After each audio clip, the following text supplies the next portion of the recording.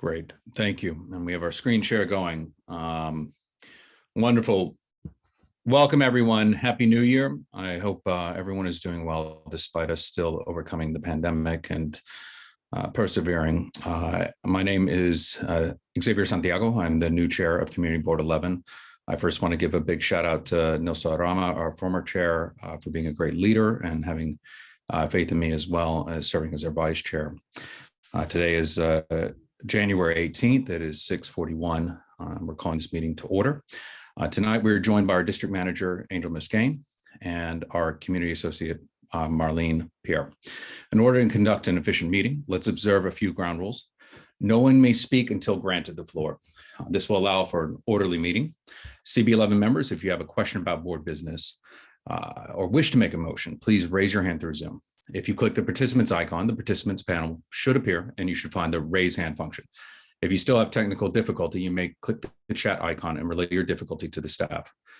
Members should not engage in a back and forth discussion, either back and forth while having the floor or back and forth via the chat. I will recognize the next person to speak. The chat function should not be used for CB11 business or questions about agenda topics. This is very important to be in compliance with open meetings law. All such remarks should be made on the record by raising your hand through Zoom. Chat should only be used to alert us to any technical difficulties you are having or to state in writing information like an email address or a specific link that you referenced during a report, or if you're here for public speaking or an elected representative, that information can be conveyed during the chat. When a member is given the floor to speak, I will identify you and you can unmute yourself so that you can speak. Please keep your questions and comments succinct and germane to the discussion. Members of the public can register to speak in the public session by completing the pre-registration form and providing their name, affiliation, and what topic they wish to speak about. A link to the registration form has been shared in the chat. Registration for the public session needs to be done by 7:15. With that, please call the roll. Good evening, everyone. This is Angel, Muscane, District Manager for CB11. When I call your name, members, please answer present. Jose Altamirano.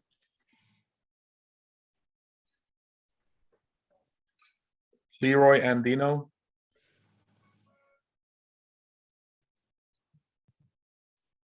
Stephanie Arroyo. Present. Eric Alcancela. Dan Brija. Present. Londa Brown. Present. Eva Chan. Ann Collier. Present. Carlos Diaz. Present. Angela Donadell is excused. Jessica Elliott. Jose Encarnacion. Present. Judith Febraro. Present. Raja Flores. Present. Josendi Garcia. David Giordano. John Green.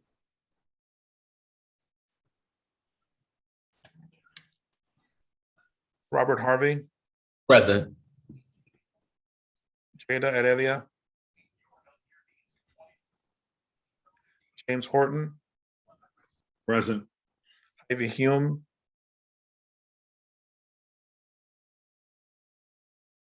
Alonzo Johnson.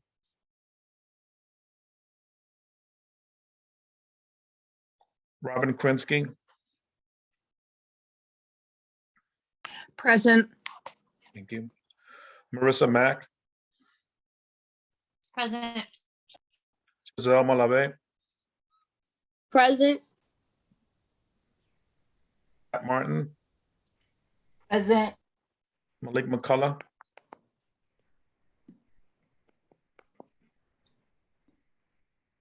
Present. Thank you.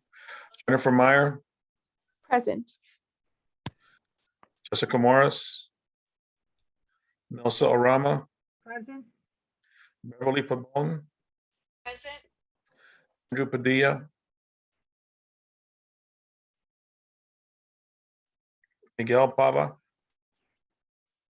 Present. Shirley Pena. Art Perez, Present. Robert Perez, Savasia Robinson Teague, Natasha Rodriguez,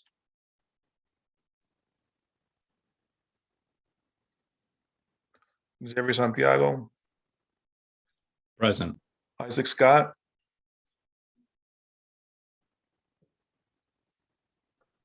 Russell Schuler, Present. Vinnie Torres, Present. Jason Villanueva,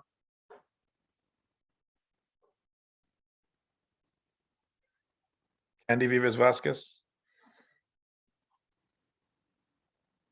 Nye Whitaker, Present. Michelle Wilcher Clement,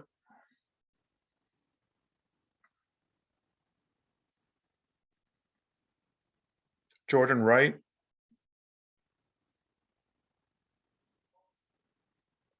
Jason Wu,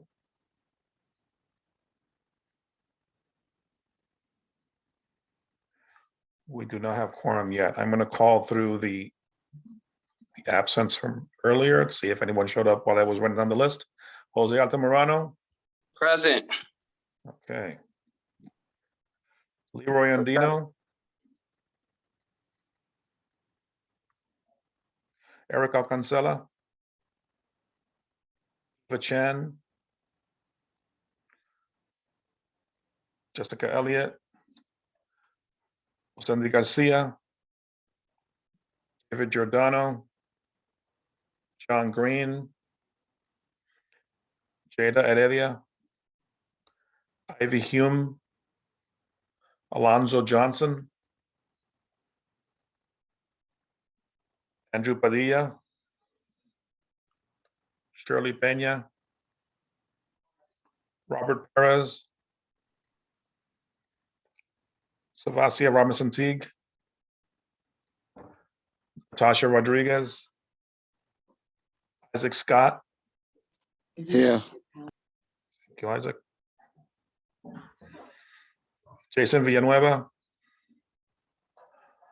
Andy Vivas Vasquez,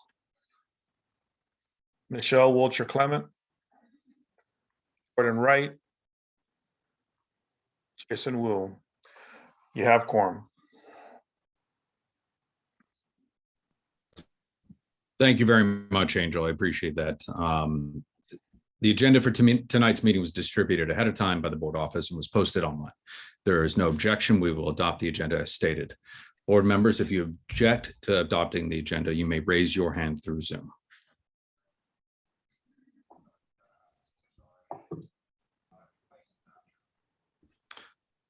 Okay. See that no hands are raised and no objections. The agenda for tonight's meeting is adopted. Okay, now we're going to move on to our pre-registered speakers. You each have 3 minutes. The clock will hopefully be populated on your screen where you can see that time. We typically recommend 2 minutes to give your presentation and then a minute for questions. You will be reminded of the time at various sections. A few ground rules for those wishing to speak. 1, must sign up to give testimony, providing your name and affiliation. 2, will be allowed 3 minutes to speak. 3, should address your testimony to the board and not the public. 4, should speak clearly and into the microphone. 5, should be prepared to respond to board members who may ask questions in order to clarify facts and opinions presented in your comments. Board members, quick reminder, only ask clarifying questions. Commentary should not be entertained at this point, so we can keep for an expeditious meeting. Angel, do we have anyone who has signed up? Yes. Okay, wonderful. Who's up? So far, we have 5 individuals registered.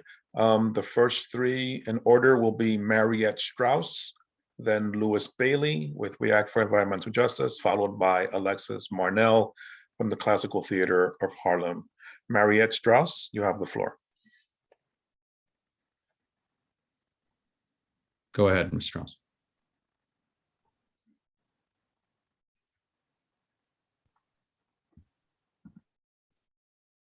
Okay. Not seeing Mariette. Louis Bailey. Louis, the floor is yours, buddy. Good evening. My name is Louis Bailey. I'm the manager of membership and organizing, and briefly, I'll tell you about 3 events. WEAC, along with the East Harlem Co-ed, is doing an emergency heat disaster plan meeting. That'll be on January 27th this month at 6 p.m. I'll put the link in the chat. On February 1st, we're doing a civic engagement political series. That's Tuesday, February 1st at 7. And that meeting will be on understanding the duties of the executive board and the board of elections. And finally, on February 12th at our monthly membership meeting, we will be talking about our Out of Gas, which is a 2-part program. One is we recently passed Out of Gas legislation that bans electrical hookups in buildings starting in 2024. And we're doing a pilot project where we're removing stoves, gas stoves from people's houses and putting in electric stoves, and to see how much toxins are emanated and eventually move that forward. So I can put the links in the chat and I'm available for any questions. Thank you so much. Do we have any questions from our board members?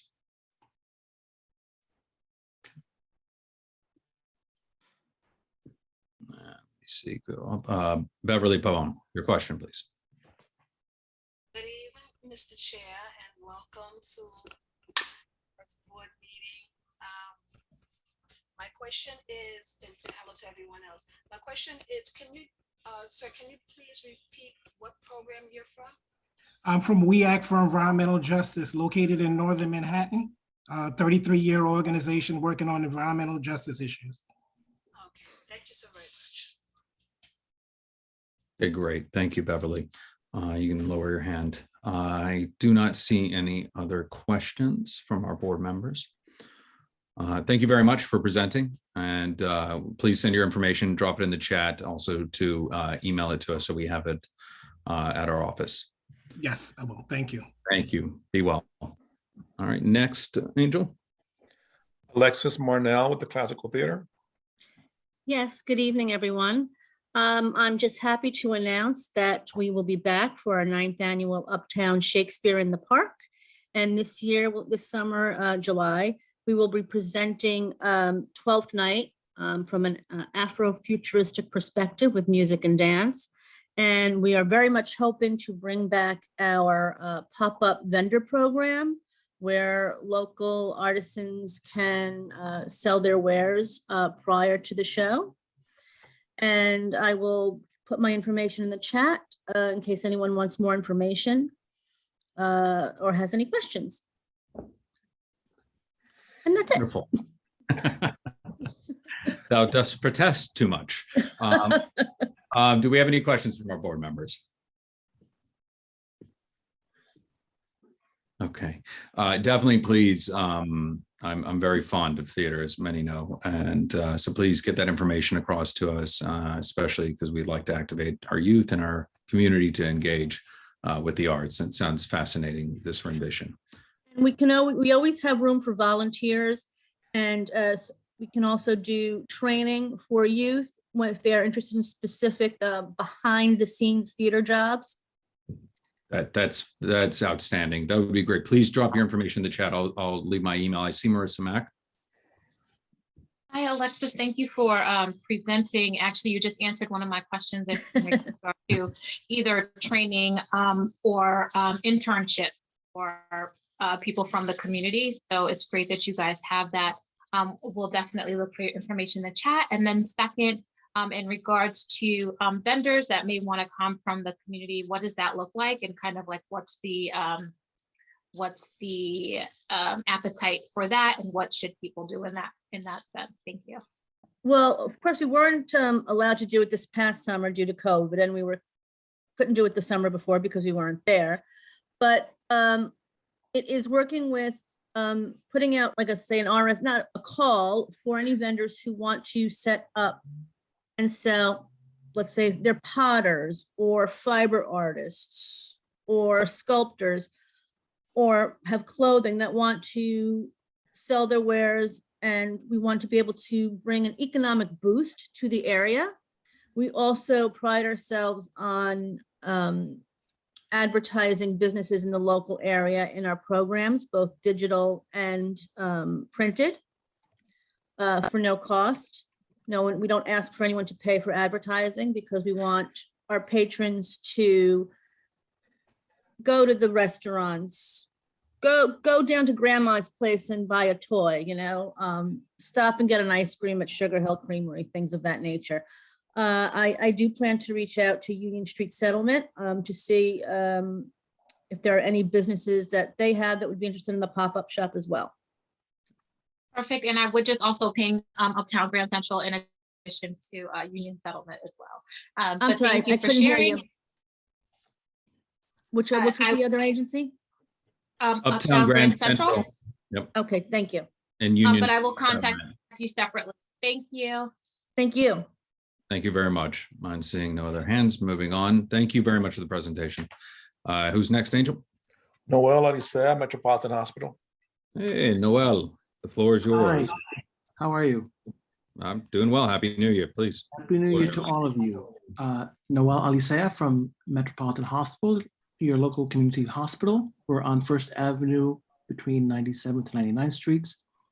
A few quick updates regarding testing. We continue to provide testing at our location on 97th Street between First and Second Avenues.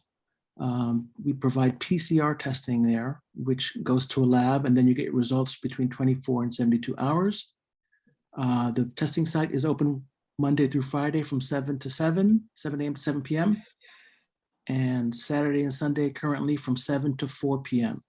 Sunday hours may change depending on demand. We do have a limited number of at-home test kits that we provide if the line is long. The good news is, most of you may know already that the federal government is now sending test kits to folks at their homes. They can request them online at www.covidtests.gov.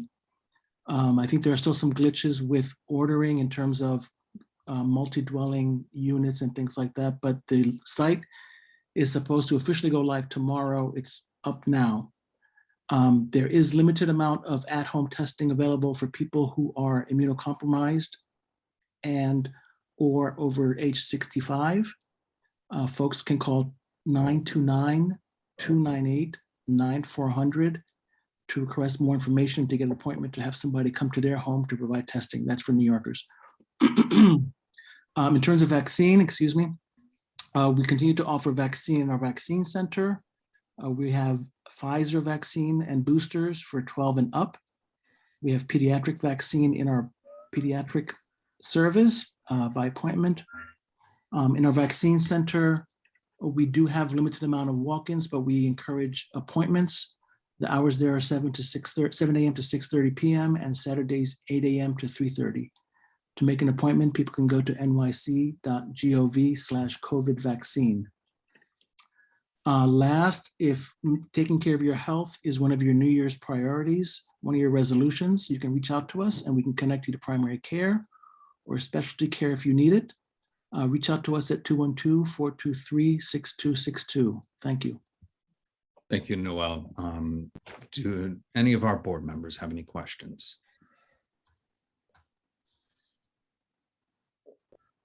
Okay, seeing that there are none, thank you so much. It's good to hear your voice. Wait, I have one from Michelle Wiltshire-Clement. Michelle? Hi, yes, I couldn't get my phone to get off unmute. I just wanted you to repeat the last part that you said, and thank you, Xavier, for allowing me to speak. The part where if you are in search for a primary physician. Yes. Our general number is 212-423-6262. And we can connect you to primary care there or whatever kind of care you need. That's our general switchboard. I'll also put my phone number out, which is 212-423-8162. Wonderful, thank you. And one more question from Nye Whitaker. Thank you, Chair. Actually, just not a question. I just wanted to add on, just because I know everyone might not stay to the end for the Human Services presentation, that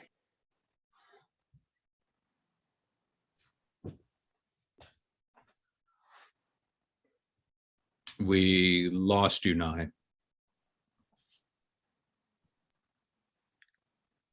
Can you hear me? Yeah, we can hear you now. Go on, continue. Sorry. I just wanted to say that the White House site is COVID test.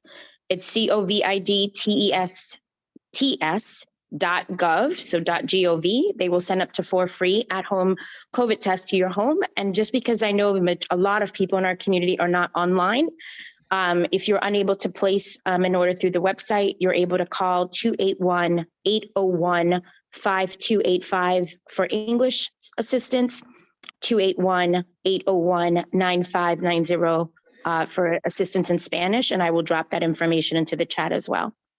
Okay, thank you very much, Nan. Okay, who is next, Angel? Stephanie Arroyo with Uptown Grand Central. Hi, Stephanie, the floor is yours. 3 minutes. Good evening, everyone. Happy New Year, and thank you so much. I am one of the few volunteers that is going to be helping Uptown Grand Central with nycspeaks.org. And it is basically a survey that they are doing throughout the 5 boroughs all over the city. And it's different non-for-profits that are working together to basically get these surveys filled out. And it's questions in regards to any policy changes that you as a community member would want to see the mayor address. They have already started these surveys and they will continue until January 31st. I will be putting in the chat room, in the chat box, the website, but it is nycspeaks.org. And we're just hoping that we get a good turnout here in East Harlem. Wonderful. That's it. Thank you. Thank you, Stephanie. Any questions from our board members? Okay. Seeing that there are none, thank you so much for being here and presenting, and send us more of the information when you have a moment, okay? All right. Angel, circling back to the first individual. We have one more, Rafael More from the Harlem Community Justice Center. Wonderful. Mr. More, the floor is yours. Hi, everyone. Hi, yes. My name is Rafael More from the Harlem Community Justice Center. I'm just wanted to notify the board and let the community know about my office has been distributing PPE, particularly surgical masks, as well as the KN95 mask and children's masks. We have been distributing them kind of on a pretty regular schedule. Every Monday from 4:30 to 5:30, we're out at 116th and Lexington. And on Thursdays, we're either at 116th and Lexington or 125th and Lex, 4:30 to 5:30. So if you are in need of the KN95, which are obviously the higher quality masks that provide much better protection, we're giving them out for free, as well as, information on, the testing sites and vaccination sites. And just wanted to let the board know, and I can forward this information to the board as well with our schedule. And that was all. Wonderful. Thank you very much. Do we have any questions from our board members?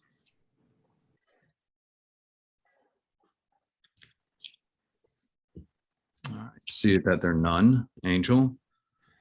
That was the last registered speaker. And the first one who didn't answer, could we circle back just to make sure? It's not on the list. It's not on the sign-in list. Okay, wonderful. Okay, all right. Thank you very much, everyone, for your patience. We're now moving on to that section of where we have our elected official reports. As you know, we had our citywide election last year, and we have new representatives in some cases. We'll now hear from them. If you have not already signed up to speak, we ask that elected officials or their representatives please alert our staff in the chat if they wish to give a report. We ask that any events, service literature, items of that type be sent to our office so we may share them. Please keep your report to 3 minutes and to be mindful not to repeat what others may have already mentioned. It helps make for a more efficient meeting. Have any elected officials or their representatives signed up to speak yet, Angel? And if so, Yes. who is? Yes, no, we have a nice long list. Since we have a lot of new electeds and a lot of new elected staff, we typically go with principals that are present, and then we work our way to the staff. So please take no offense if we call you later after the principal has spoken. So the first is Councilmember Julie Mennon. Thank you, Angel. Welcome. Thank you so much. And I, first of all, want to congratulate your board chair, Xavier Santiago. Really look forward to working with you. I am a former community board chair. I actually chaired CB1 in Lower Manhattan for 7 years after 9/11. I worked extensively with CB11 when Matthew Washington was chair, Robert Rodriguez. So I've had a long history with CB11 and really look forward to working with all of you. So I've been in office as a councilwoman for District 5 for about 2 weeks. My rep who is here, Harry Gale, I believe put all of his contact information so you can reach us. We are going to have a new office. It will be open in about a week at 1470 First Avenue. And just want to highlight a few things we've been working on. We've been very focused on mask and at-home test kit distribution. I've been, and my whole team has been at Lex houses. We've distributed thousands of masks there. We're very focused on that. We have also announced I'm allocating $1 million to participatory budgeting. I'm thrilled to be bringing this back to Council District 5. Hasn't had it in a number of years, and participatory budgeting means that you are in charge. You're selecting what projects you want our office to fund. So Harry will put into the chat box information on how you can submit ideas. We're on a really tight time frame because it's the middle of the budget cycle. So we want all proposals have to be submitted by January 23rd. We're working on a number of different projects, community gardens. In a couple weeks, I'm going to be announcing a new community garden. It falls into the CB11 area. I'm really excited about it. So more news to come on that. I also announced last week increased garbage pickups. That was in CB8, but we are working on extending it to CB11 to the part that's in our council district to increase garbage pickup because this is obviously incredibly important. I've also been very focused, and thank you to all of you who have donated to our Bronx fire victims donation drive. We literally dropped off a truck full of goods today, and we've been really focused on constituent issues. I'm going to end on that by, and I should have really begun with this by saying, my office, we're available 24/7. We are here to help solve your constituent issues. For those of you that I've not worked with, by way of background, I've served as commissioner of 3 different New York City agencies. So I served as commissioner of the Department of Consumer Affairs for the city. I also served as commissioner of media and entertainment, and most recently served as the city's census director. Or I'm happy to say New York City came out #1 on the census. So I mention all of that because I want to be able to solve your constituent issues. It's really incredibly important. And myself and my team are always here for you. And I'm happy to answer any questions that you might have. Wonderful. It's great to make your acquaintance, and thank you for being here and representing, although a small sliver, a very important one. I know a lot of people over at Lexington houses. I'm going to go to our board members. I have 1 raised hand so far, and that's Nye Whitaker. Your question for the council. Thank you, Chair. To my dear friend and now newly elected council member and former boss. Julie, Councilmember Mennon, I saw that you were able, I saw that you were able to work really quickly to address some spaces and lots that were in disrepair in your district. And I know that Carrie is not here from Uptown Grand Central, but we had a long conversation about some lots that are in this district that need some attention. And so I think that we'll be reaching out to you just to follow up to see kind of what was that process that you used. Oh, Carrie's here. Carrie, I can defer to you, Carrie, if you want to jump in. I didn't know that you were here. I'm also on the board of Uptown Grand, and I know that there's some lots that we need some love and attention, and we'd love to get some insights on how you were able to be so successful so quickly in your district so that we could have some lessons learned, considering we have a new council member in our district as well. Sure, happy to. Nye, first of all, great to see you. Thrilled to continue to work together now in a new capacity. Nye worked with us on the census and really helped us so much in that regard. So what Nye is talking about is there was a vacant lot. It was in the CB8 part of my district. It had been vacant for over 15 years. It had weeds that were growing and literally going through the fence. It had a rat infestation. And equally importantly, it had numerous Department of Buildings violations. So it was brought to my attention.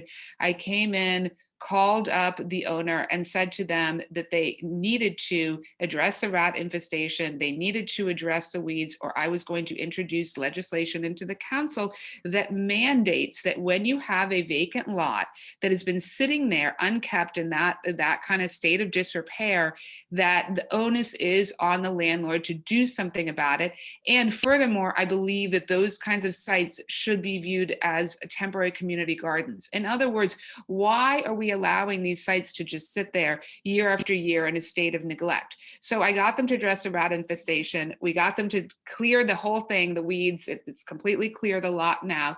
They have now since sold the lot, but that then sparked the work that I'm doing now with the Parks Department, because I basically asked the Parks Department and the Economic Development Corporation for every vacant lot in Council District 5. And that is how we found a new community garden lot, which I will be coming to CB11 and at your next full board meeting to announce the site for that. But well, this is 125th and 5th, right across from the National Black Theater, which I know is near and dear to your heart. Very near and so there's a site on 125th and 5th that I think falls in 9 instead of 8. I think it definitely needs some love and attention. So we can follow up with you offline for that. I'm happy to help. I'm happy to help on any issue with these vacant lots. What I would recommend in CB11, of course, I defer to the chair if you want to do any kind of resolution on this. But like, look, at the end of the day, if you've got vacant lots, and particularly lots that have rats, weeds, and tons of building violations, it's unacceptable. And we need to be calling out those landlords and saying we will not accept that. Wonderful. Thank you so much. Thank you, Chair. You're welcome. I'm glad to see such a wonderful rapport and these relationships. It's we have been fighting for a more equitable share of resources here in this community for decades. And I think if there's a way for all 3 of our council members to band together to make improvement in this community and really bridge that gap, it will mean volumes for future generations, including my 2 sons and the other children of our board members and the people we represent. And just in the interest of time, it's a pleasure, and I will reach out to you to set up a meeting as well as we move forward. I want to see, are there any other board members? Because I know we have a whole host of people we're meeting tonight. Okay. Great. Well, thank you so much. Thank you all. Thank you, CB11. Can't wait to work with you. Likewise. Thank you. Angel? Maggie McDermott with Council Member Diana Ayala's office. Maggie, the floor is yours. Good evening, everybody. Thank you so much, Angel. Chair Santiago. My name is Maggie McDermott. I'm here to represent the office of newly appointed Deputy Speaker Diana Ayala. She is, yes, the newly appointed NYC Council's Deputy Speaker, which means she will work closely alongside the Council Speaker, Adrian Adams. This is clearly a great thing for us in East Harlem. I want to wish everybody best wishes for a happy, healthy, and prosperous new year. Now, it is fiscal year 2023 discretionary funding expense application filing period, where all not-for-profit community-based organizations that wish to apply for discretionary funding for the fiscal year 2023 must submit a council application. The fiscal year 2023 application is posted on the council's website. It's been there since Monday, January 3rd, 2022. And the submission deadline is Tuesday, February 22nd, 2022. If an application is not submitted within the filing period, the community-based organization will not be eligible for funding. The fiscal year 2023 capital funding for non-city organizations. Non-city organizations can apply for fiscal year 2023 capital funding. They may now download, then submit, complete, then submit at the CAP grants portal. All groups should also submit their completed applications via this portal. Groups designated as all other charter school or housing organizations, or if your group represents a non-DOE school or community-based organization, you may view and download their application on the CAPS grant page. Cultural organizations may view and download their applications via the Department of Cultural Affairs capital funding page and submit completed applications through CAP Grants portal. Application deadlines vary depending on the source of the funding your group is seeking. So Thursday, February 24th, 2022, 5 p.m. applies if your project requests any funding from borough presidents, including those groups that are also requesting funding from the council or Department of Cultural Affairs. Thursday, March 24th, 2022, 5 p.m. applies if your project is only requesting funding from the council and or Department of Cultural Affairs. I also want to mention super quickly that we are fortunate in that now in collaboration with Somos Medical Group, Deputy Speaker Ayala is providing on-site PCR COVID testing at the office, which is located at 105 East 116th Street. That's between Park and Lexington Avenues. Somos is present from Monday through Friday from 9 a.m. to 2 p.m. I also want to mention that this is in collaboration with Congressman Espaillat's office. They are also on site. So this is something that we would wish for you all to take advantage of if you are in need of a PCR COVID test, which requires 3 to 5 days before your results are given. You're welcome to walk in, appointments are not necessary, or you can call the office to ensure that they are in fact on site. Because today they had an emergency situation and had to leave at about 12 o'clock. So you can call 212-828-9800. Thank you so much. Thank you. I see one hand for a question from Stephanie Arroyo. Stephanie? Sure. Hi, Maggie. Hi, Stephanie. Hi, dear. Hey, I just have a quick question in regards to the discretionary funds. Are you guys also asking for like supplementary forms to be sent out or supplementary information to be sent out? Or do you only want the organizations to fill out the forms that are on the website? It's my understanding that all of the forms are in fact on the website. And thank you for asking that question. That's my understanding. If it is otherwise, I will let you know, but I believe everything you need is on the website this particular year. Awesome. So, I'm sorry. And I have one more question. Excuse my ignorance, but I've had a lot of people ask me like, what is deputy speaker? And I haven't been able to explain that. So it's totally okay. Can you, like, it's a brand new position. I have to tell you, there's like no explanation. So this is a very good thing. She is going to work directly under the speaker. It's a newly created position. So you are not ignorant in any way, shape, or form, nor is anybody else that doesn't know. You know, it's a brand newly developed position. So it's my understanding that they will work very closely together, the speaker and, you know, deputy speaker, and make the magic happen collaboratively. In the event, I believe that, you know, maybe the speaker isn't able to attend a function or whatever, I would believe that the deputy speaker would attend to represent the speaker's office. So this position is not on the charter at all, right? It's not a pre-existing position. It was newly developed because of the need. You know, it's a big position, the speakership, right? So there's always support necessary. So I believe to create a more manageable speakership, that they decided to develop a deputy speakership position. But that's a good question. And it's, you know, it's newly developed. I think they're going to, you know, find their way and develop as they go along. So maybe later it would be added to the charter, maybe. Correct. Okay. That's a good possibility. I also wanted to just say that the council member really wanted, well, the deputy speaker really wanted to be here tonight, but it's actually Miss Rodon Nieves's wake tonight.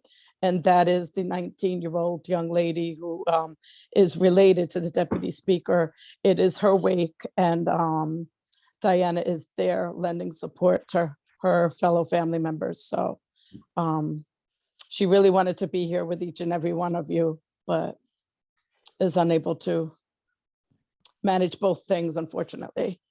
Also, she's dealing with a very personal tragedy right now. And thank you, everybody, for your well wishes and your condolences and being supportive, loving people that you are. Thank you. Thank you, Maggie. We extend our most heartfelt condolences for both. Thank you. And please stay safe out there. Thank COVID you. is spreading, even though we're on a downtick. So Thanks. thank you. Yeah, sorry, I'm so sick with bronchitis. I sound terrible. I apologize to everybody. Thank you Don't so worry much. about it. Stay Thanks. safe. Okay, next, Angel. Nina Norwood with Congressman Espaillat's office. Hi, Nina, the floor is yours. You have 3 minutes. Thank you very much. Can everyone hear me? Yes. Am I visible on the screen? Everything okay? I know I was having some technical difficulties earlier. Thank you so much. Thank you so much for having me. Thank you to Chair Santiago. Thank you very much for Director Misgain and everyone on the call. If I didn't mention anyone by name, definitely, I want to extend my deep felt hello to everyone. My name is Nina Norwood. I am the Deputy District Director for Congressman Adriano Espaillat. It's kind of hard to follow behind the wonderful Maggie McDermott. She kind of took my report straight from the hot sheets as far as the Congressman's collaboration with our newly appointed Deputy Speaker, Diana Ayala's office for the PCR testing with Somos. We are very happy that we were able to get that done. I know that when I attended the last Community Board 11 meeting, it was spoken on that it was much needed, especially for the seniors in East Harlem to be able to have, something in East Harlem as far as a testing site. So we were really glad that we were able to get that up and running. So as I said, as to not, as you said, Chair, repeat everything that was said over again. She kind of hit all the nails on the head and made my job a lot easier. But Maggie's fantastic, and that's the tremendous work that she does. And as she said, a staffer from Congressman Espaillat's office is on site during testing time for any questions or anything anyone may have. We definitely would like to make mention of the new council member who spoke earlier. Congratulations to her and her new appointment. We are definitely glad for the new leadership that's coming aboard. And as we said, we want to just do the best that we can for our communities. So we want to create those great bridges and open communication and partnerships. So congratulations to her. And also most deeply felt love, condolence to our newly elected deputy speaker for her, her loss. We're so sorry. It's never easy, to be on the receiving end. And we've unfortunately lost so many lives in different things that have been going on here in the city. And with COVID still a thing, we have to be ready to support each other in any way that we can, whether it's text or phone call and well wishes. It means a lot to know that the community is rallying around everybody for support. So unless there is any questions for me, I also want to make mention, of course, that the Congressman's office is currently taking constituent needs and services. I will put my information in the chat. Please reach out to us. We also have, as I mentioned in our last meeting, I just want to reiterate really quickly, a new congressional member that has started with our office, and he is doing veteran and military congressional representation. So if anyone knows anyone in the community that is a former veteran or military service that is in need of services, please by all means reach out to our office. The gentleman's name is Mr. Mark Carlo. I'll include his information again. I don't mind reiterating it. We just, again, want to be able to help as many as we can. And I'll put my information in the chat as well. So unless anyone has any questions for me, that'll be it for me. Thank you very much. Thank you. I have one hand raised from Marissa Mack. Marissa, your question? Yes, hi, good afternoon. Thank you so much for presenting. My name is Marissa Mack. I'm the Chair of Economic Development and Culture Committee for Community Board 11. Just had a question in regards to the Congressman's involvement with the Second Avenue subway, how he has engaged the community, and if there's been any conversation around trying to push jobs towards this area and this district, especially as the Second Avenue subway is fast approaching our community. Thank you. Yes. Yes, thank you so much. That is a good question. Yes, there has been conversation around that. You're more than welcome to reach out to our office and we can update you a little bit more about that, because I know a lot of that is still in talks. So I don't want to speak too prematurely without having, of course, the most up-to-date and latest information. But as I said, you're more than welcome to reach out to our office and we can get you some more information on that topic. Absolutely. Thank you so much. That would be great. Yeah, I'll look for your information in the chat. Thank you so much. Wonderful. Thank you so much. I see no further hands raised. Thank you, Nina, for being here. Please stay safe and thank you for all the work you do. Same to you. Thank you so much. It's been my pleasure. All right. Take care. Okay, Angel, who is next in our queue? Next is New York District Attorney Alvin Bragg. Is our newly elected district attorney on? Yeah. I am. Good evening. I apologize. I have my mask on. I'm a bit en route. I was just at a vigil, which is still going on, for Michelle Go, the young woman who was pushed to her death in front of the train this weekend. So I wanted to be with you, but I also felt it was important to be there, and that obviously is a matter of utmost importance to my office. So zooming in from the road, if you will, but mostly just wanted to introduce myself. I'm your neighbor over to the west, lifelong neighbor there, and as said, newly elected. Previously, I was a state prosecutor at the Attorney General's office and a federal prosecutor in the Southern District of New York, working on everything from armed robbery, cases involving sexual assaults, to public corruption. And looking forward to working with you and partnering with you. Some of the top priorities for me are ones, the kind of cases I've just mentioned as I worked on: guns and sexual assaults. Very much a priority for my office, along with hate crimes. And so looking forward to partnering and can answer any questions. I know there's been some discussions about some of my first days in office, and certainly want to underscore my commitment to violent crime. I've experienced it myself. I had a shooting on my block about 2 months ago, and before I turned 21 in the village of Harlem, had a homicide victim on my doorstep and a semi-automatic weapon pointed to my head. So guns are at the top of the list, and looking forward to meeting with you, and happy, if it's protocol, to take any questions. Thank you. Welcome and congratulations. Or as a good friend of mine, Keith Wright, would say, my condolences. It's a lot of heavy lifting. First question. My mother used to tutor Keith Wright when he was in high school. There you go. Love it. Village, Nye, your question, please. Sure. Thank you, Chair. And hello, Brother D.A. Bragg. How are you? Happy New Year. Happy New Year to you. Two quick things, and FYI, Brother Jordan Wright is actually a member of CB11, so you'll be seeing him as you make your rounds. There was a lot of questions about what happened to the funding that went into the youth programs out of the DEA's office from previous cases. And I know that there's been some articles about it.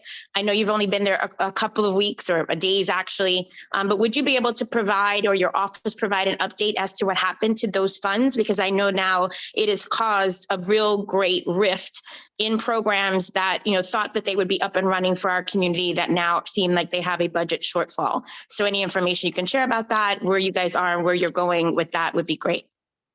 Great, Nye. Thank you so much for flagging it. That is an issue, generally, the forfeiture funds, which I've been looking at, talked about doing those in a much more community involved way. The top line, which I know, is that the funding is dwindling. I was told that by my predecessor in one of our first meetings, that a decade ago there was billions, I believe, and now we are down. But I do not know specifically, so I'll have to inquire. Are there specific entities that we're supposed to receive and who have not? I can check with our CFO right after this meeting. I can follow up offline to send you a quick email. I just know that there were a few programs that I am familiar with and that I have youth from our communities involved with. I chair Health and Human Services, so I got a call that needed to either downsize and or we're starting to wind down because of budget shortfall. So I just want to make sure, A, that we're aware, and B, that we're thinking about what we can do with these youth and these programs to help them so that we don't, let our youth fall through the cracks. So. No, definitely. That's a big piece, as you know, that for me, so the prevention pipeline. So shoot me an email and I'll get the information tomorrow morning. Thank you, sir. I appreciate it. Thank you. Wonderful. Thank you. Next, we have David Giordano. Your question? Yes, thank you. First, I want to thank you, Nod, for raising the issue around youth. That's follow up. Mr. Bragg, thank you. We look forward to working with you. I guess I got two questions. One very quickly. There's been a great commitment by your office to have representation. Jeremy sitting here and has been very vocal and supportive in the youth committee, which I chair. I also work with Children's Aid Society, but one of the grants specifically East Harlem has benefited from your office has been the HUB grant, the DA's HUB grant that has really put 20 different agencies together to work together. And full disclosure, I work for Children's Aid Society. I get $2,500 from a much larger grant that another agency holds, but it's been really great at doing the work around youth that Nai's talked about in the community. And we just hope that continues. And, we're working with Jeremy to continue to try and provide some dating violence and teen dating violence to youth. So we hope those programs continue. We were planning for February and March, so we're hoping that those are still around for then as well. But welcome and look forward to working with you in the community on behalf of the youth and the residents of East Harlem. Thank you.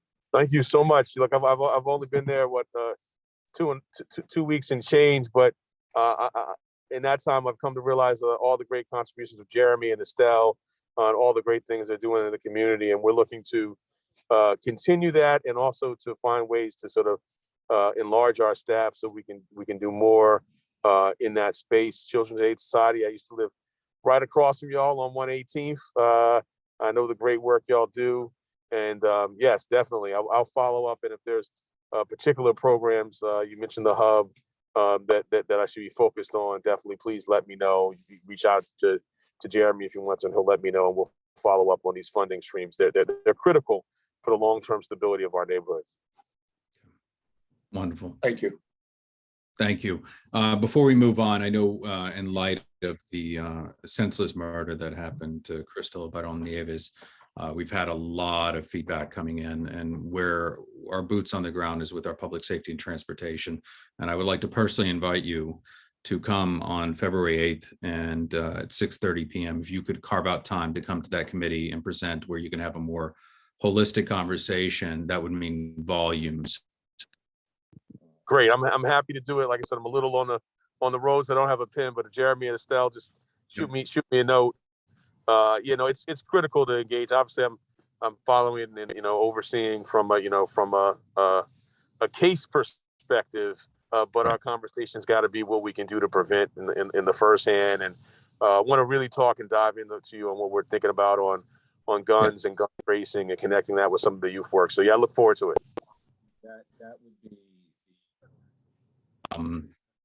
hold on. That would be the committee where that would take place over public safety and transportation, especially, when it comes to public safety and prevention, but it would be great to have you there. Before I move on, I just want to introduce Jeremy Lockett, who he can introduce some of your staff that are here on the call before I entertain one or two more questions to keep the meeting moving along. So Jeremy, please, if you come on, introduce yourself and the team real quick, because I know there are plenty of the people are going to be with us on a regular basis, but that'd be helpful. All right. Right. Thank you so much for giving me this time, and I'll go quickly. I just want to wish everyone a happy New Year. Hope everyone's safe and healthy. There are so many familiar faces on this call, so I just want to give a shout out to all y'all and the work you're doing. On this call, as you've met quickly, is DA Alvin Bragg, and I've had the pleasure of working with them very shortly. Also on this call is Meg Reese, our Chief Assistant DA, as well as my supervisors, Estelle Stryker Santiago, the director of our unit, and my supervisor who supervises the community engagement team for Manhattan. So I will put all of our contact information in the chat. but I definitely want to get back to the questions and the meat of things. But I am taking notes and we'll be following up. So, and as always, please, feel free to be direct and honest with your questions. We value the concerns and where the direction of, where we can help out in the community. So let's keep this going. Thank you. Great. Thank you so much. Please, the other members, if you just come on camera and say hi to us real quick, and then I have one question, one hand raised. Hi, everybody. Thanks. Nice to be here and look forward to supporting you and working with DA Bragg. And we'll get that on his calendar for you, the public safety meeting. Okay, wonderful. Good evening, everybody. I'm Meg Reese, the Chief Assistant for DA Bragg. It's been great to be part of this meeting this evening and to hear the amazing things that are going on in your community. Thank you. Thank you. Thank you, Jeremy. Thank you. Jason Wu, you had your hand raised. Your question, please. Yeah, I just wanted to welcome DA Bragg and the team. And I wanted to underscore that thank you, to say thank you for the memo that was released and the common sense and principled reforms that your office will be championing. I think sometimes public safety is described in a way that makes certain false assumptions regarding what criminalization of our communities must look like. And I was very pleased to see the policy memo that your office released and looking forward to partnering with you in the future. So Thanks so much. I really appreciate that. And we would look forward to working together to bring that to life for the health and safety of our communities. Wonderful. Thank you very much. Thank you for carving out the time now to be here. We look forward to seeing you in February. Please stay safe out there. You too. Thanks so much for all the work you do. Yeah, thank you. All right, Angel, our next elected representative or their representative. Sure. Damaris Vasquez with Senator Cordell Clear's office. Okay, Damaris, the floor is yours. You have 3 minutes. All right, can you guys see me? I'm trying to. Yes. All right, perfect. Hi, my name is Damaris Vasquez. I am the community liaison to State Senator Cordell Clear. Today's my first day on the job, so I'm really excited to be here and have a meeting on my first day, which is like amazing. I just want to have a very brief report.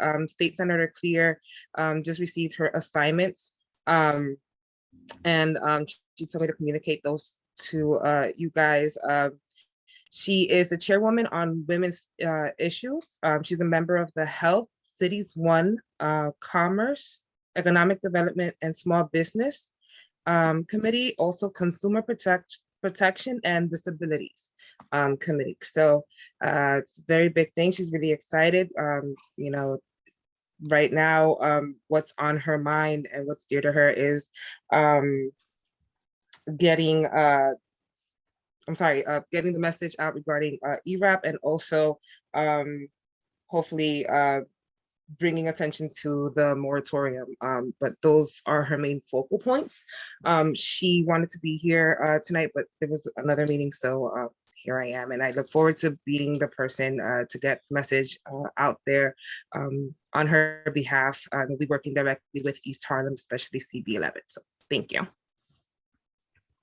Wonderful. Do we have any questions? Looking at my raised, one raised hand. Hold on. Trying to. Marissa. Hi, just quickly, thank you and congratulations to you on your first meeting. If you could just drop your information in the chat, that would be helpful. Thank you so much. Will do. Thank you.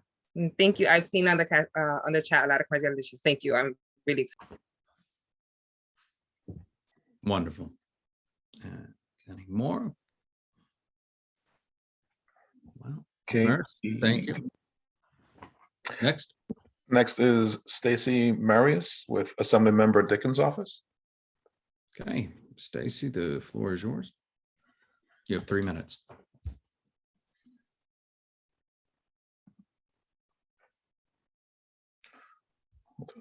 Okay, we'll circle back.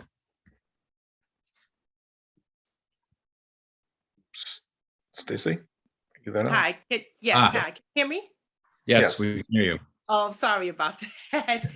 Hi, my name is Stacy Marys. I'm the community liaison for Assemblywoman Inez Dickens, and she would like to introduce the bills for this year, 2022, which requires, under the law, requires the public offices and the public bodies to make reasonable efforts to provide qualified interpreters at no charge for the hearing impaired and public meetings and hearings upon written requests to the public officer responsible for the citing of such hearing.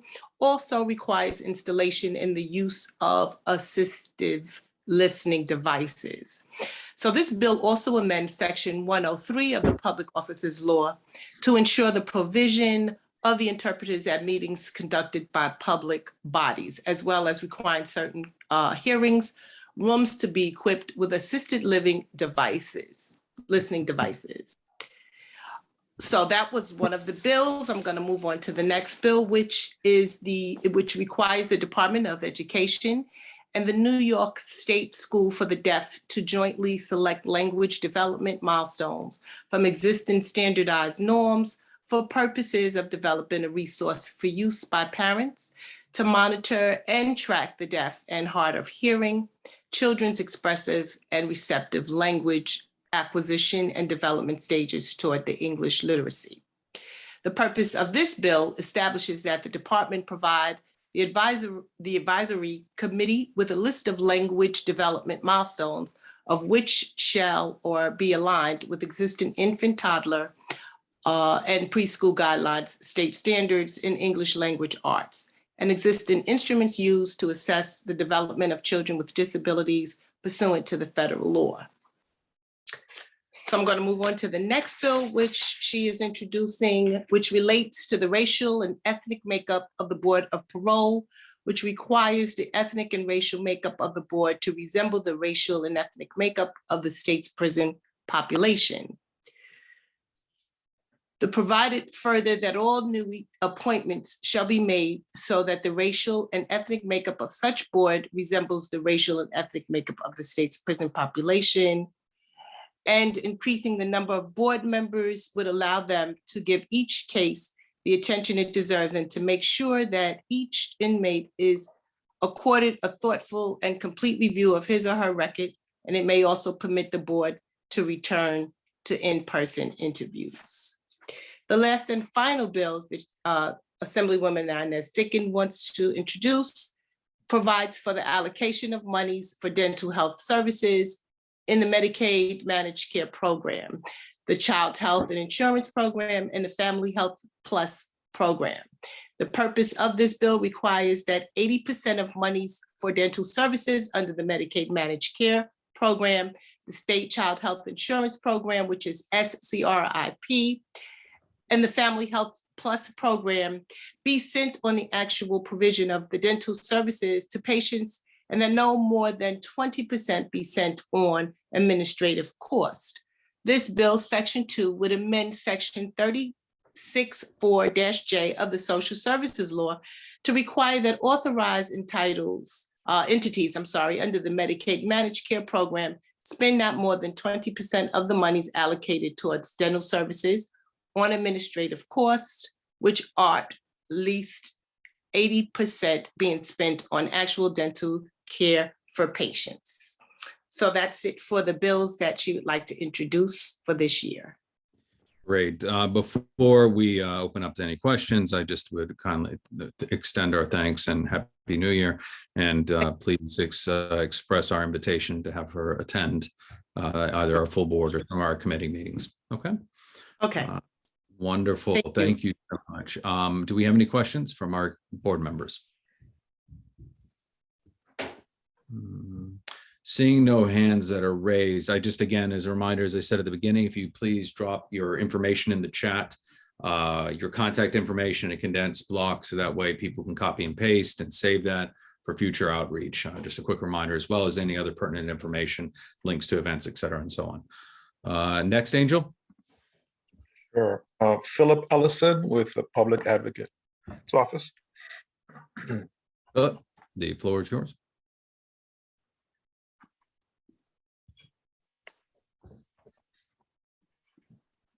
Not sure if you're muted.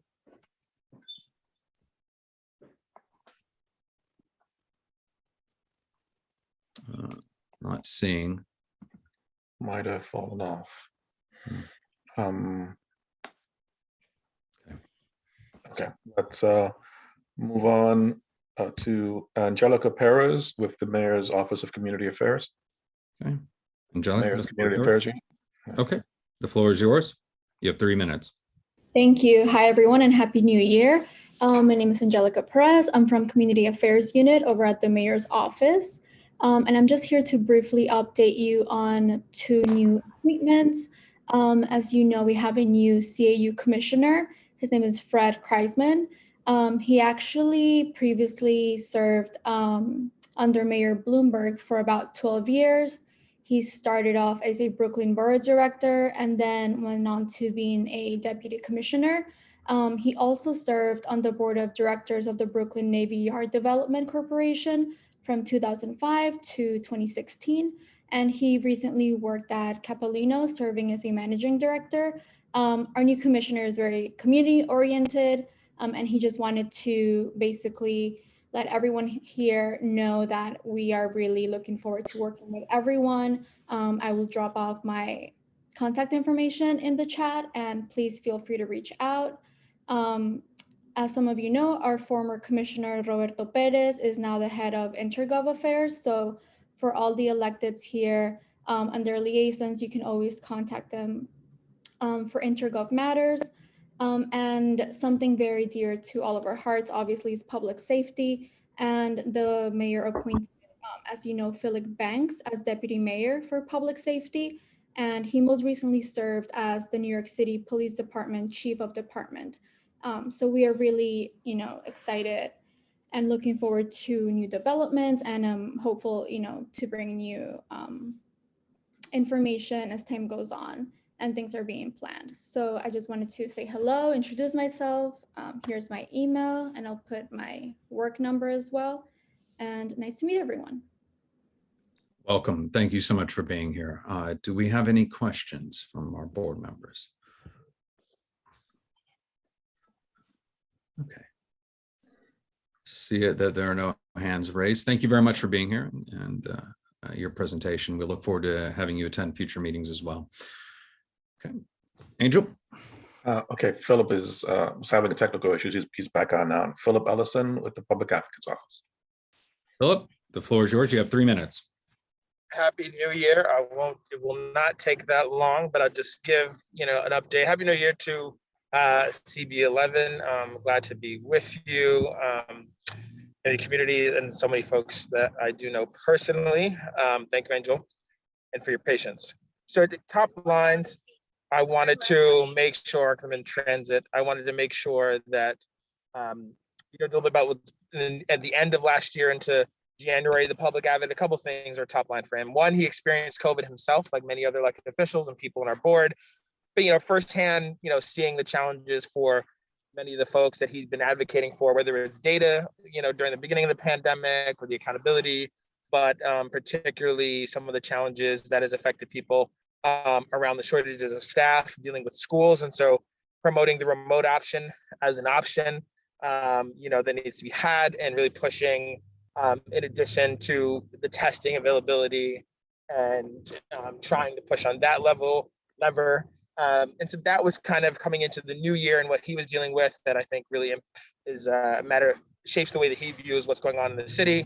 Also, really the top line too, coming into this year was housing, right? The public advocate has always been a staunch affordable housing advocate and collaborator with housing organizers, et cetera.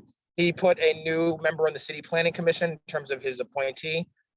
He also had reviewed the last mayor, the end of last year, December, the last mayor's policies and where they really fell short. And going into this year, he also released the worst landlords watch list, which is a real staple of the public advocate's office, where we use technology, data. And I would just highlight, when I first came to this office 2 years ago, before COVID, I came here when we launched the worst landlords watch list, and members in East Harlem who live in NYCHA that was a tool that got them on television and got their parts of the building fixed. So it has been a tool for tenant rights advocates and organizers. So take a look at that list and be in community and so forth. So those have been some of the top lines, you know, in terms of schools, COVID, housing, and, you know, personally for me, please reach out. I'll share my information. I have been working with other boards because they've came to me with issues that they wanted to connect with other deputy public advocates, and I've been mobilizing. So of course, if there are relevant issues here, whether education or elsewhere, I'd love to make sure I connect and help mobilize to see if we can get the public advocate on board and support the community. So I thank you for your time, and I'll leave my information. You all have a wonderful new year, and I'll be here next month on the board meeting and so forth. Thank you a lot. Wonderful. Thank you so much for attending. Do we have any questions for Philip? And I'll put a couple of the posts I talked about in the chat. Okay, great. Okay. Oh, I see someone who, Angel, would you be so kind? Our newly elected borough president is here. If you could move him over to panelists, please. See it that there are no hands raised for questions. Thank you very much for being here, Philip. Are there any other elected official reports before we move on to our borough president's report? No, that's the last one I had. Okay, this concludes our elected official report. Now we have our borough president giving his first report to us in Community Board 11. I'd like to welcome Mark Levine.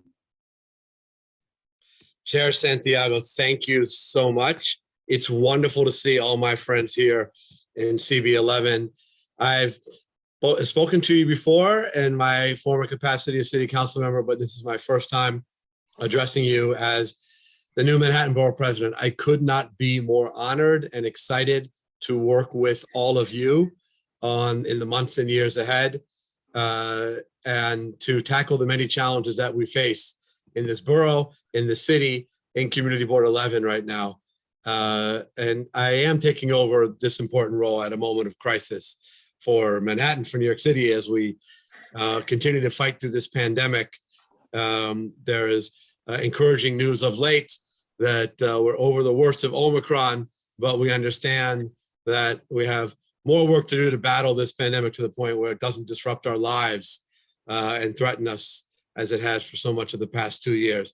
And that will allow us to pivot to some of the deeper challenges that we face in this borough to try and bring about our comeback so that we can get beyond not just the public health crisis, but also the economic shock that this pandemic has inflicted on us, that we can address the deep inequality that has been revealed and exacerbated over the past 2 years.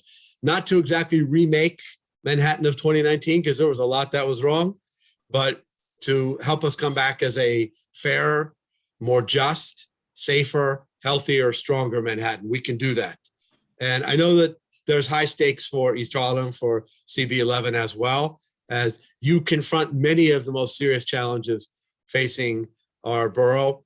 I've sadly been in East Harlem quite a bit in the last week or two to memorialize the death of Crystal Nieves, taken tragically from us. And all of you share in mourning her loss. I'm just coming tonight from a vigil in Times Square to mourn the loss of Michelle Go, who was tragically taken from us in the Times Square incident on Saturday as well. And of course, all of us continue to grieve for the loss of life in the Bronx and the horrible fire of a week ago. And again, today, in the gas explosion.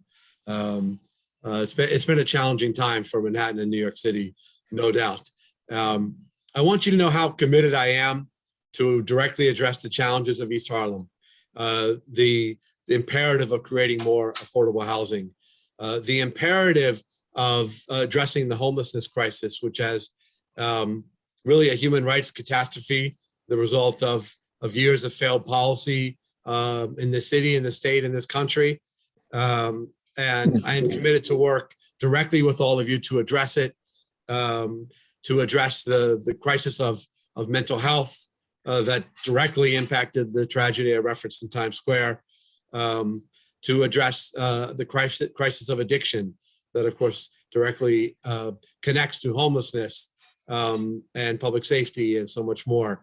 And I want you to know that I consider it unacceptable that East Harlem has borne the brunt, a disproportionate share of all of these challenges.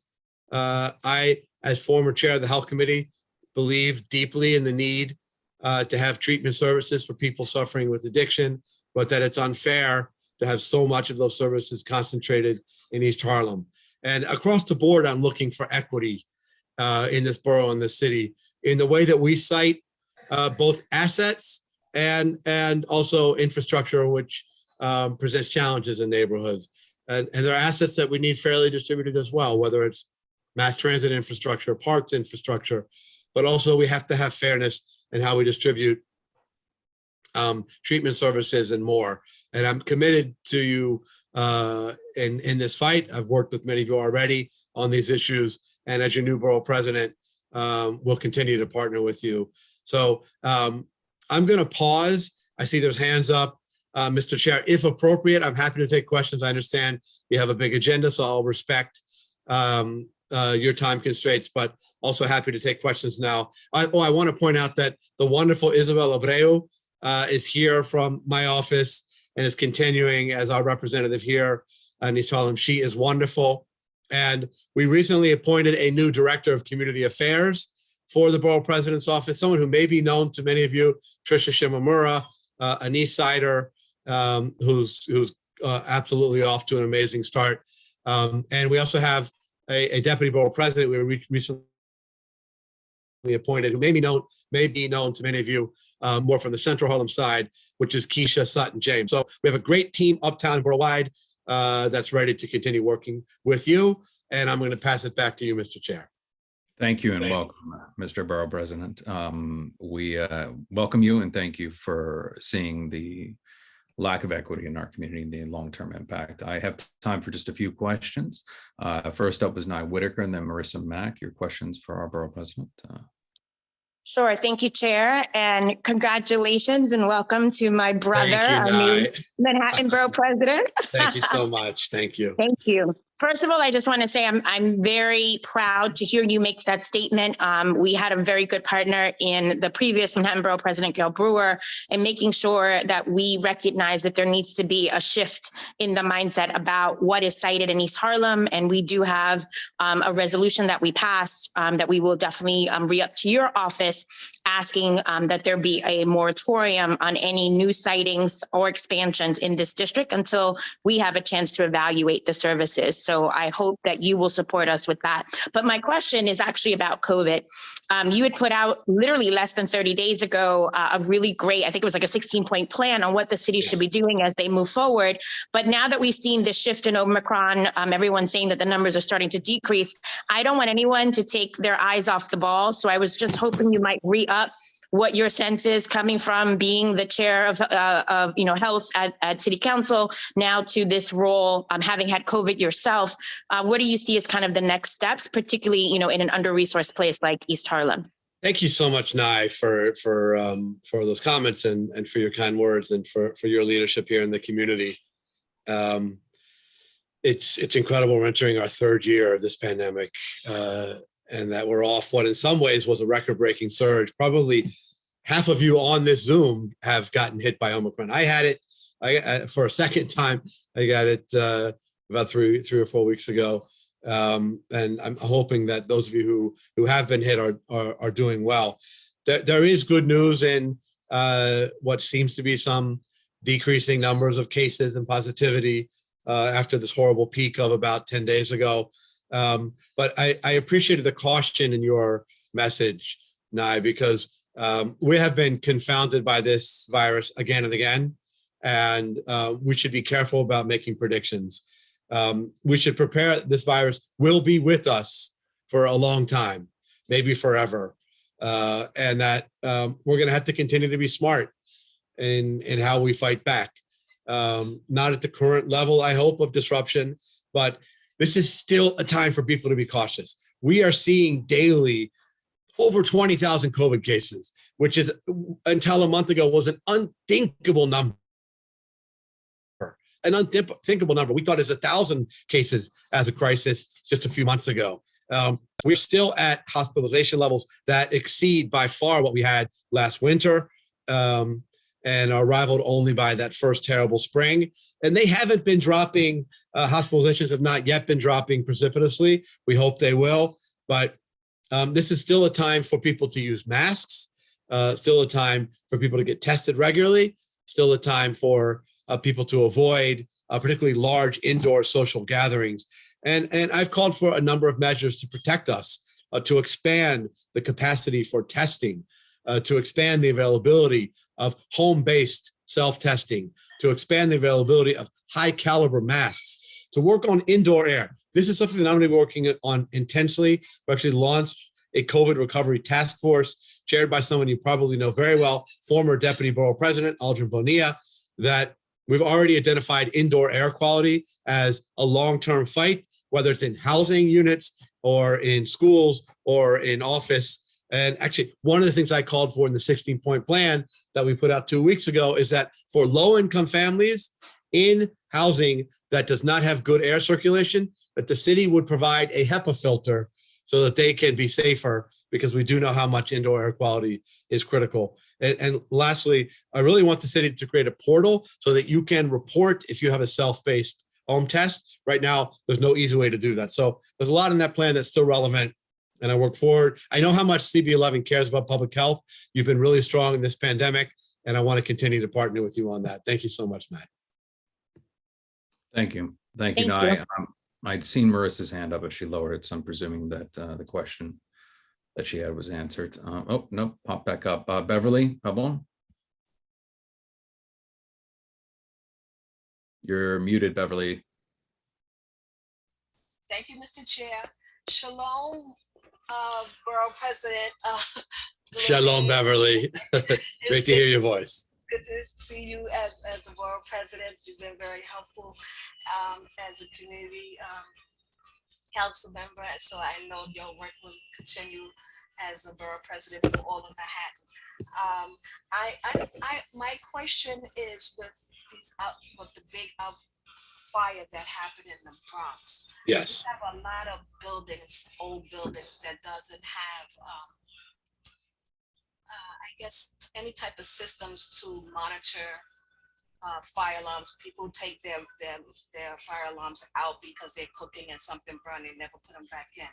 And I was wondering if there was anything planned to have the fire alarm systems hardwired plus battery operated for older buildings, be it NYCHA or your city-owned buildings. I think that would be something great. And I know there's another program regarding heat sensors, because most of the time when people have these fires using heaters, it's no way for them to detect if they fall asleep whether something is burning, especially if they have the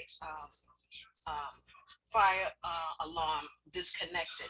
So I would like to know if you have any ideas or any plans to address this issue. Beverly, thank you for this important question. And there are a number of policies that we now have to pursue vigorously in the wake of this tragic fire. The fact that 2 of the doors in that building did not close automatically dramatically exacerbated the spread of the fire and the loss of life. And there's my colleagues in the city council, led by the amazing local council member in that district, Councilmember Oswald Feliz, are already working to strengthen oversight, inspection, and enforcement of existing rules to ensure that doors close automatically. It's a simple thing, but it limits the spread of the fire. Secondly, this is a painful reminder that people use space heaters, often because their buildings have inadequate heat, and that we need to enforce the laws about providing adequate heat and hot water. This is especially a problem in low-income communities. And you raised extremely important points, Beverly, on smoke detectors, carbon dioxide detectors, et cetera.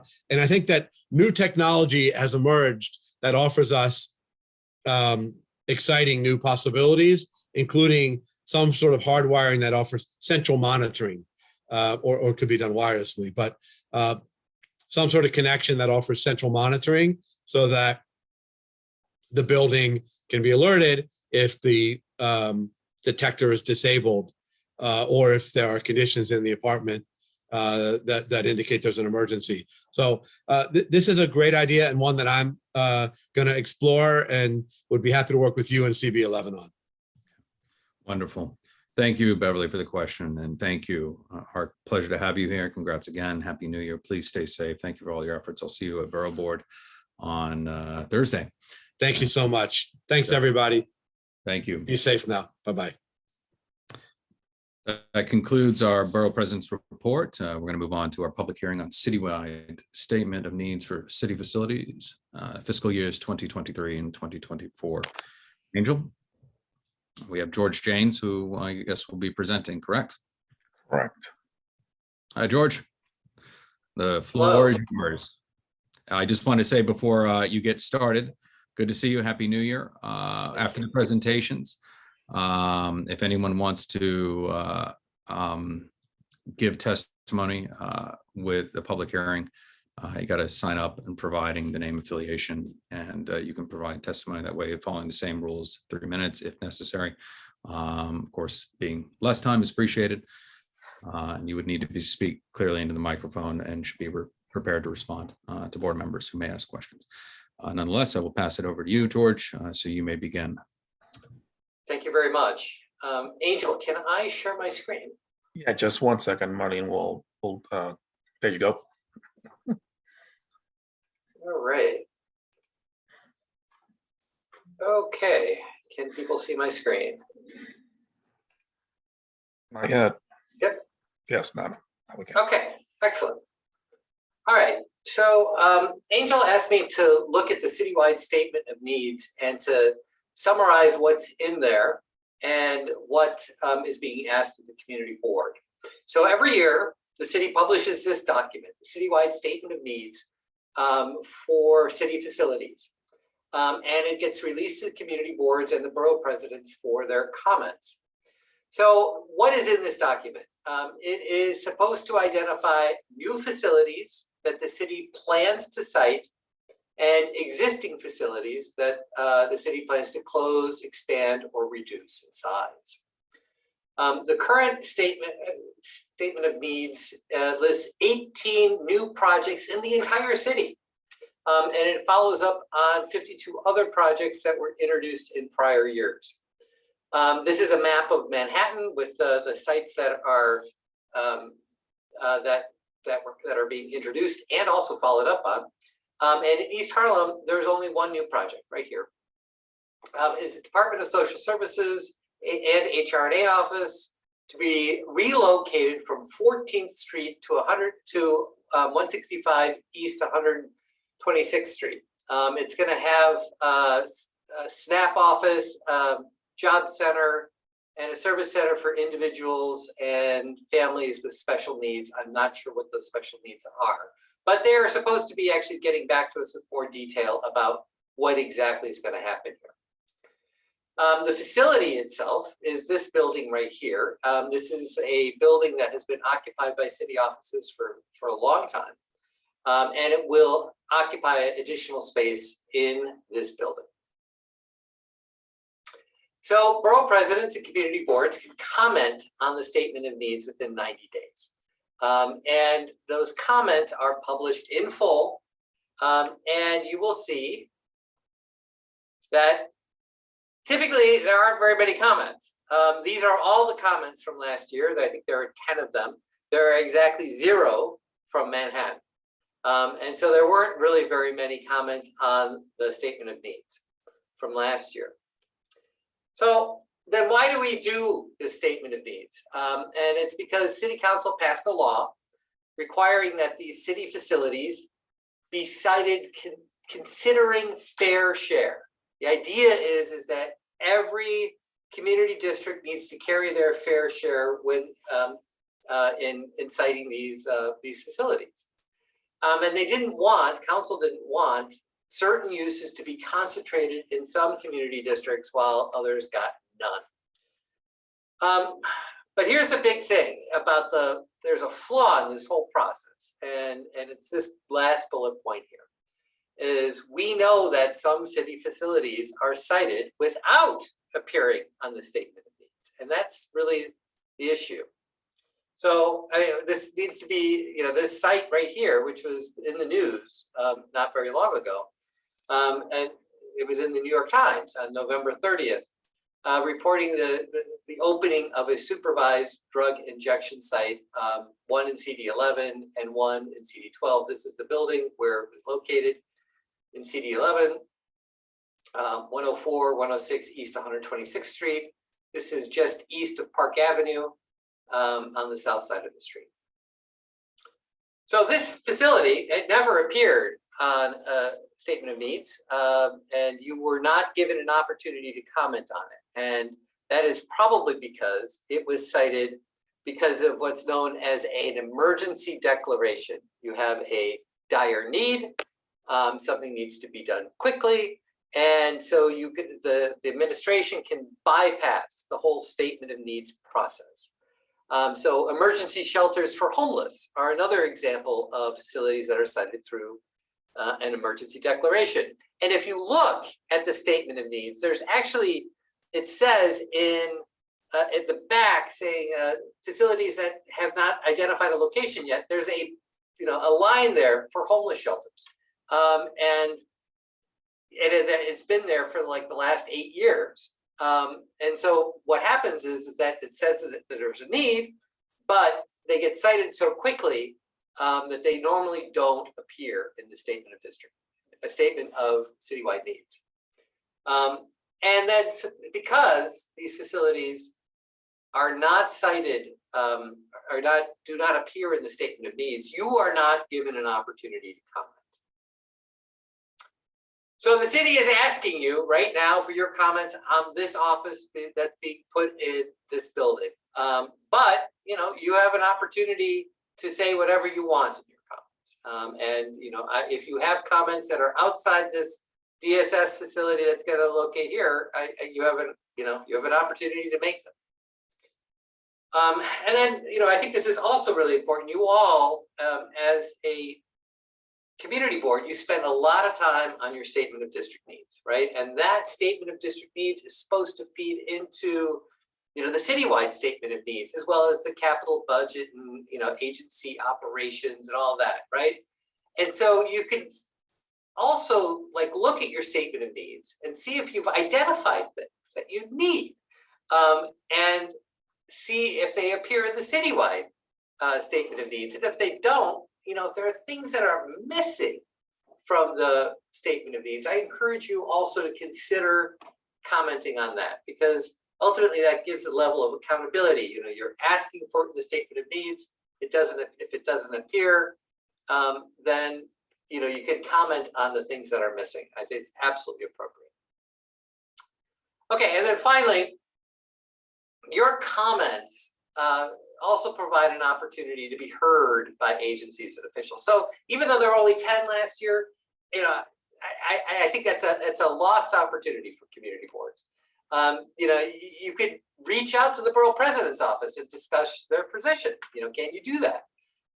If he doesn't take a position, find out why and learn from each other. The borough president may have a different opinion, may have different knowledge base about the siting of these facilities. Can you meet with agencies at district service cabinet or at budget consultations to better understand the facilities and their needs? And any upcoming city facilities, for instance. So there's a sanitation garage, which appeared in the 2016 statement of needs for East Harlem at 127th Street. But that is supposed to be a temporary sanitation garage, right? There's supposed to be a permanent facility. What is the planning for that? Will it include the garage that's the CB10 garage, which is also in CB11 for a consolidated garage? What's going on with that, and when will it start appearing in the statement of needs? And so, and to repeat the point, always consider your own statement of district needs, and how and if the statement of needs is meeting what you've already identified. And then your comments, they're due on April 1st. So you have some time. They're supposed to be emailed into this email address. And there are staff at the Department of City Planning who are very helpful, and they can answer some questions. And if you want details on the DSS facility, they are more than willing to share any details. That's what I got. And if there's any questions, I'm more than happy to take them. Great. Thank you so much, George. Do we have any questions? Please remind you to raise your hands. Okay, I see Nye Whitaker. Thank you, Chair. So I just feel like oftentimes we are not always in the best opportunity of the timeline in order to comment, kind of when we find out about something, when the comment period opens, when we get to address it as a community board, and then the deadline of when the commenting is going to close, right? Is there some central place that we should be checking, or is there some sort of update we should subscribe to so that we can kind of be on the cusp of learning about stuff and educating our stuff to be able to give our comment in an educated, succinct way within the timeframes? Because I always feel like we're reacting instead of being proactive in some of these key things. For example, the sanitation stations, of which we are again bearing an unfair burden, the chemical dependencies, shelters. Again, I'm looking at Community Board 1, who did a partnership with 2 other community boards, and their sanitation station was on the cover of Architectural Digest. Yes. And yet we still have open stations and temporary stations in a place, as Chair of Health and Human Services, where, they're contributing to the further decline of the health of our residents. So just wanted to kind of get some of your insights on what we can do to be proactive as we moved into this new year.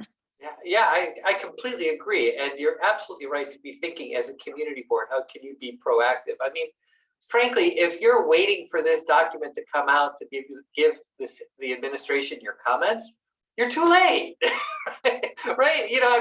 Yes, you should still do it, but you want to be in front of this. You don't want to be surprised at what's in here unless it's some, relatively small DSS relocation office, right? I mean, that's not a material thing in comparison to some of the other things that you're dealing with and you're talking about. And part of that is working with your intergov contacts and the borough president and your elected officials, and just making certain that these issues don't fall off the table.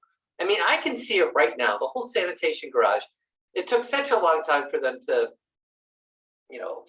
find the site and then develop the site, and it's been years in the making. This went through ULERP in, I think it was 2016 or 2017, right? And we're now in 2022.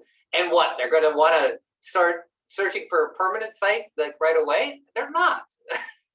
And not unless you all get in there and start insisting that they do, right? And I'm sure there are people who understand the machinations of government better than I do, but I know it starts with people like yourselves making a fuss and identifying, more than that, it's identifying promises that were made, like this is going to be a temporary garage. Well, okay, that means that there's going to be a permanent garage at some point. When is that going to happen?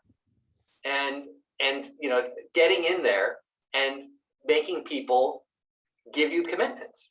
And you have ways of doing that. You have your elected officials, but you also have these these district service cabinets meetings, right? And also other ways, I think, of reaching out to the administration so that you're not surprised by things that are not on this list or not in the statement of needs, or that are. Yeah, thank you, George. It's very helpful, and that's something that we're going to be discussing at Executive Committee this Thursday. Excellent. I'm not just this issue, but also follow through, which is a big note that we will be taking up this year and going forward. To our other members who have your hands raised, if you please keep the questions brief. It's 8:19 and we still have our business agenda to get through, and just be respectful of everyone's time. So Beverly, Marissa, Malik, Giselle, and then I'll cap it there. So please, brief questions so George can land his jet with his answer. Yes, thank you, Mr. Chair. Hi, George. Thanks for the information. My question to you is regarding the emergency declaration. Is that part of the city charter's law for them to do that? And if it is there certain people within the city that makes this determination that we should know? So maybe we can just keep up with those people as to where they gonna, think about putting site as a facility in our community or any other community. Okay, so yeah, the emergency declaration, it's essentially a mayoral emergency declaration. So the mayor does it or does it through one of the deputy mayors. And I'm not exactly sure what authority that they have to do that. Is it the charter? Is it something else? We can find out. But it is something that, is used fairly often. And is concerning. In 2017, City Council did a report on fair share, and they had a lot of concerns about the use of the emergency declaration because even when they use it, it's not like they come back and put it on next year's statement of needs, right? It's done. It's exempted from the statement of needs, and so it's cited in an emergency basis, and it never appears ever on it. And so sometimes you don't even know it's there. And you never had an opportunity to comment on it. So, again, I can try to find out, what authority it is, but ultimately it does come from the mayor and what the mayor wants. Thank you. Marissa, you're up. Your question, please. Yes, hi, quickly. Thank you so much for presenting, George. Just a quick question to you. In terms of presenting any information or any suggestions for changes that we have, we can do this collectively as a board, as a committee, and then also individually. Is that correct? Well, that's interesting. So this is not like a Euler, right? Where anybody can make comments. The only people who are being asked for comments are community boards and borough presidents. That's it. I'm not even possibly the public advocate, but I think it's only people with certain standing that can do it. Interesting. Okay. All right. So it has to be either through the board as a board, or can we do it also on committee level? I think they're done. That's a good question, but I think it's the board. I will confirm that and get back to Angel, but that's a really good question. Thank you so much. Thank you, Marissa. My understanding, and we can get this confirmed, George, is that we take on the public's testimony, which we need to have received in writing by March 1st. Any of that testimony should be sent to MN at mn11@cb.nyc.gov. So that's Mike November 11 at charliebravo.nyc.gov. And we need that by March 1st. The executive committee can then consolidate that and submit on behalf, is my understanding. Yeah, that's right. There's a public hearing involved. You're holding it right now. You've got to take public comment, but they inform your own recommendation. And so, real quick, I'm so sorry. I'm sorry, Xavier. I just want to say to that point, are we able just to have some sort of like communication out to give to people so that that everyone knows that we're doing this, not to cause too much of an influx, but to actually get the comments of the community, just so that they know that we're doing this would be extremely helpful.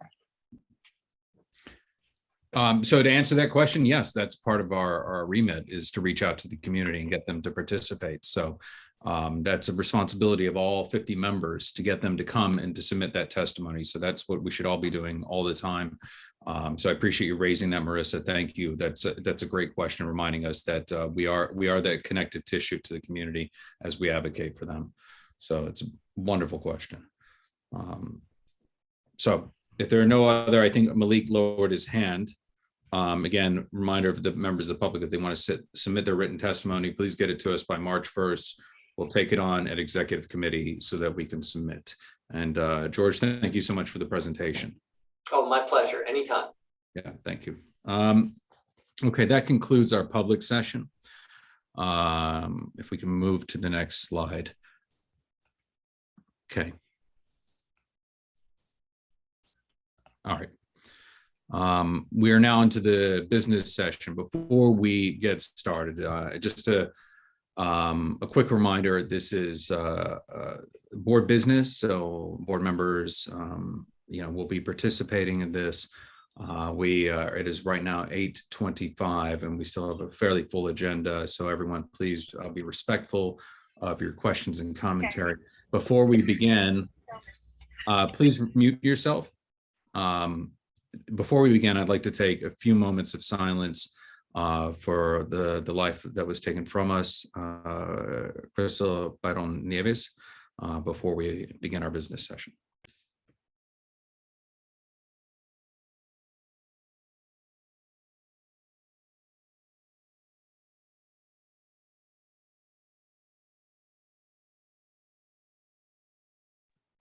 Again, thank you everyone. For those that are not aware, Miss Byron Nieves was murdered at the Burger King on 116th in Lexington just a little over a week ago. We in this body help generate policy that impacts our community. So thank you very much for that moment of silence. Moving on to the adoption of the board minutes. The minutes from the last full board meeting were distributed to the board members ahead of the time by the board office. If there are no objections, we will adopt the minutes from that meeting. Board members, if you object to adopting the minutes, you may raise your hand through Zoom.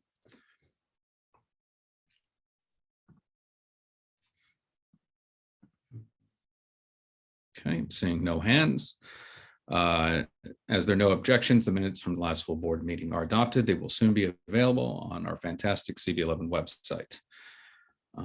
Moving on to the chair's report, I wanted to say thank you for everyone, and your trust and confidence. Happy New Year to all of you. I hope you had good holidays.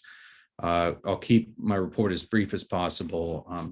I attended in December, I attended the 25th Precinct Council meeting, PSA 5's holiday party, reconnecting with a lot of our TA Association leadership and representatives. Also, I've met and I'm meeting with a lot of our local TA presidents and reestablishing those contacts that have not been maintained or not been as engaged because of the pandemic, mainly because of difficulty with technology. And they're very pleased to participate and get involved. I'm very happy to be reconnecting people with John Green, our chair of housing. I also, not this past Sunday, the Sunday prior, I attended a citywide NYCHA meeting with all of the TA leadership. And so their vice presidents and presidents dealing with RAD Impact. And they have a opposition to the movements that are happening. So then also too, I wanted to remind you that this Friday, any board member who wishes to participate, and I want to say thank you to our board member, Eva Chan. She has worked and we've been working together to set up a vigil this Friday at 10 a.m. honoring the life of Mr. Ma, who was brutally murdered. Unfortunately, he lost his fight for his life in the hospital and passed. We will be meeting a large portion of us on 125th between 3rd and Lex, I believe. I will drop that information in the chat. And again, if you wish to join in the link, you'll be able to register. One of the comments made, and it's something we've been doing as taking on as new officers, is dealing with follow through. Dealing with chasing down. We have a new administration who's willing to engage and get involved, and we appreciate that, but it's important upon all of us, and we'll be discussing that more at our executive committee. I welcome you to come attend, and also to weigh in as board members and members of our public.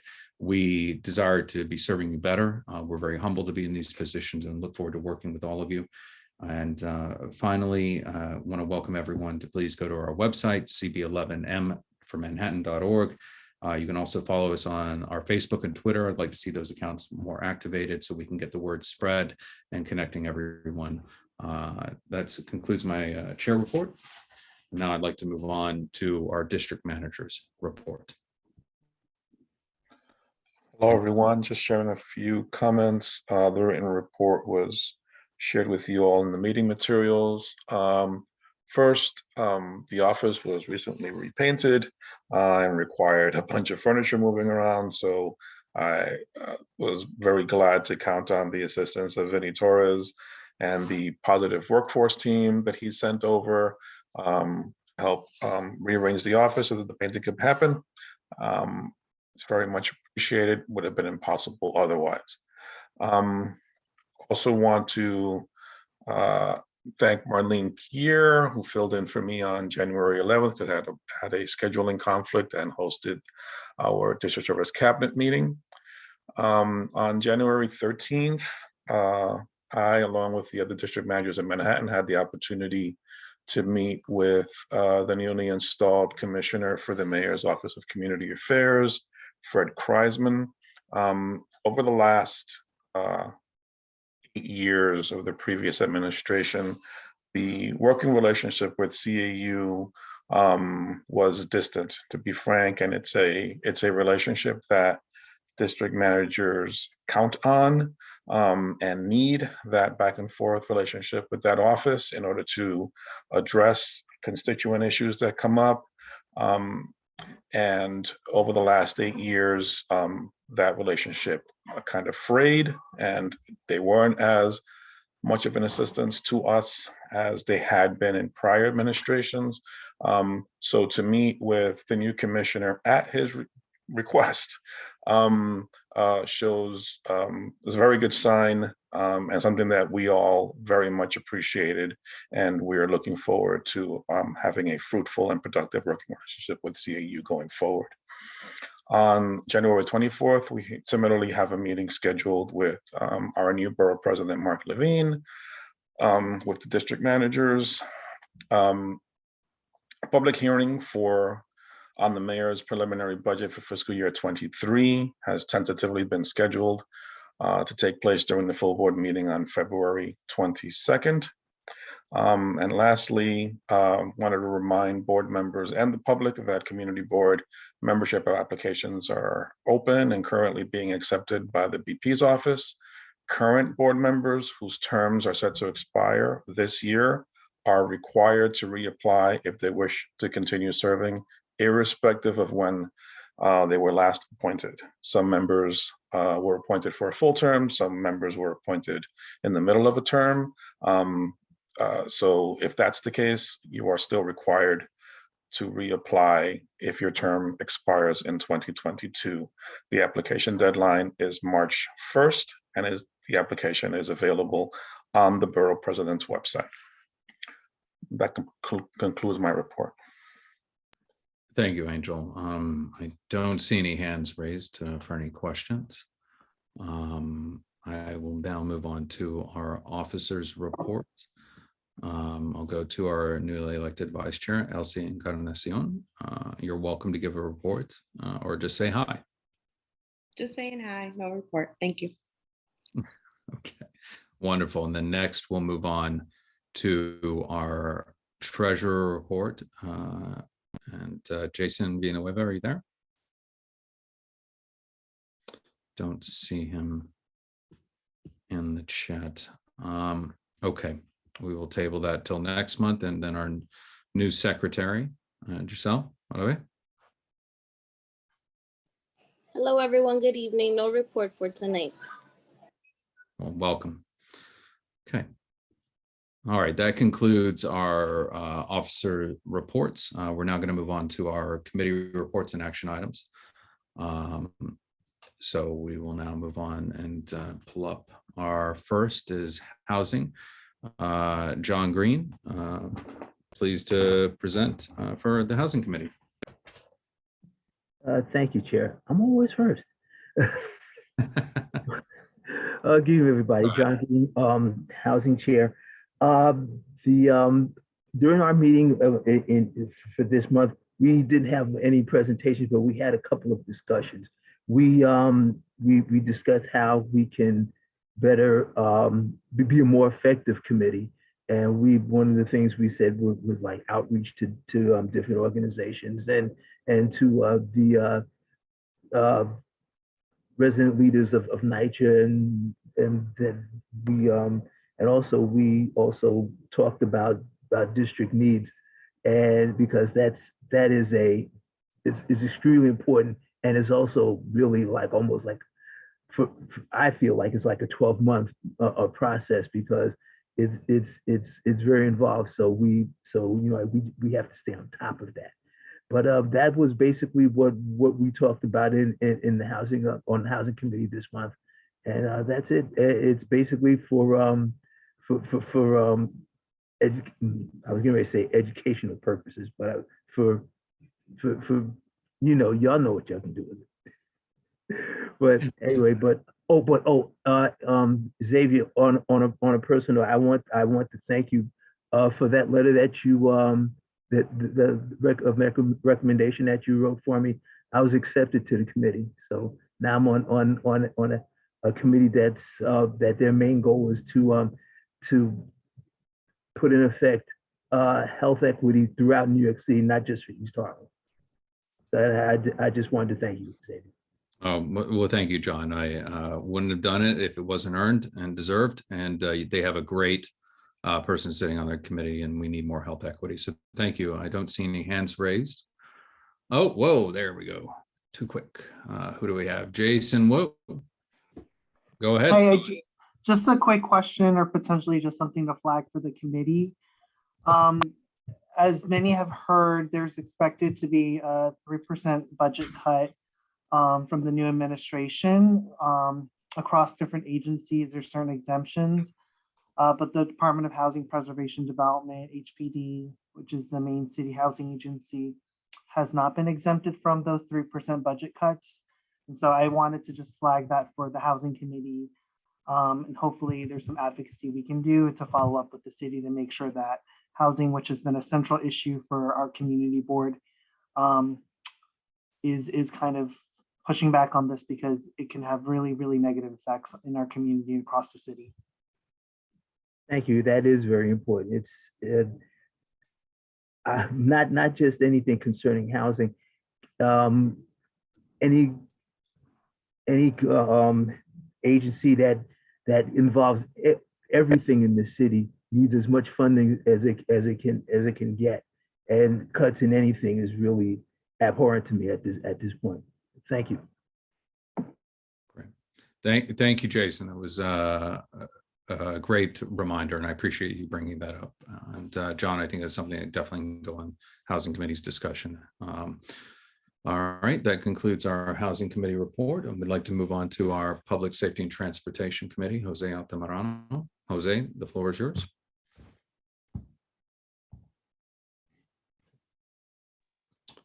Hello, everyone. You hear me? Yep, we can hear you. Floor is yours. Perfect. I'm saying hello from Ecuador right now. Okay, our meeting was a good meeting this month. Most of it is for informational updates. We're working on our goals and plans for the year. We're putting them together. I believe we're going to present them. So on top of all of that work, what I wanted to share was we had an MTA walkthrough on Friday from 3 to almost 5, about 2 hours. Very cold day, but DOT came out very strong. Lau came out. I forgot her name right now, but we also had he brought someone out that knew everything about the turn signals, lead times. So I'm actually very excited about implementing a lot of that technology that they already currently have on 96th Street for the rest of the district, particularly the main intersections of like 106, 116, 125th Street. By lean times, I mean that what they have is a 7-second delay where pedestrians are able to cross prior to any cars being given a green light. Very helpful, particularly for public safety. So this is something that the committee is going to be working on. We're going to continue doing walkthroughs. Why we're doing them now is because the sooner we do them, even though it's very cold outside, the sooner that we can get them implemented, particularly for the summer when most of this work will be done. And that's all. Thank you. Great. Thank you, Jose. I have one hand raised from Nye Whitaker. Nye, a question for Jose Altamirano. Yeah. Hey, brother Jose, just a quick question. At some of the times when traffic is really bad on like 125th and 116, especially with construction going on and buses, what would it take for us to get a traffic cop assigned the same way you see down in 57th or Rockefeller during Christmas? Like, what would it take for us to have that level of support from the city at some of our main thoroughfares? I need you to elaborate. I'm not understanding. You mean a signage on 125th Street? No, an or- actual person, like a person directing traffic. That's Oh, like a traffic cop. Yeah. A transit officer. Yeah, on 116, 125th, just at certain times, the same way you see, like, for example, during Christmas time, I was down by Rockefeller Center. There was someone there directing traffic so that there was construction going on, there was traffic, there's tourists, it was like a bottleneck.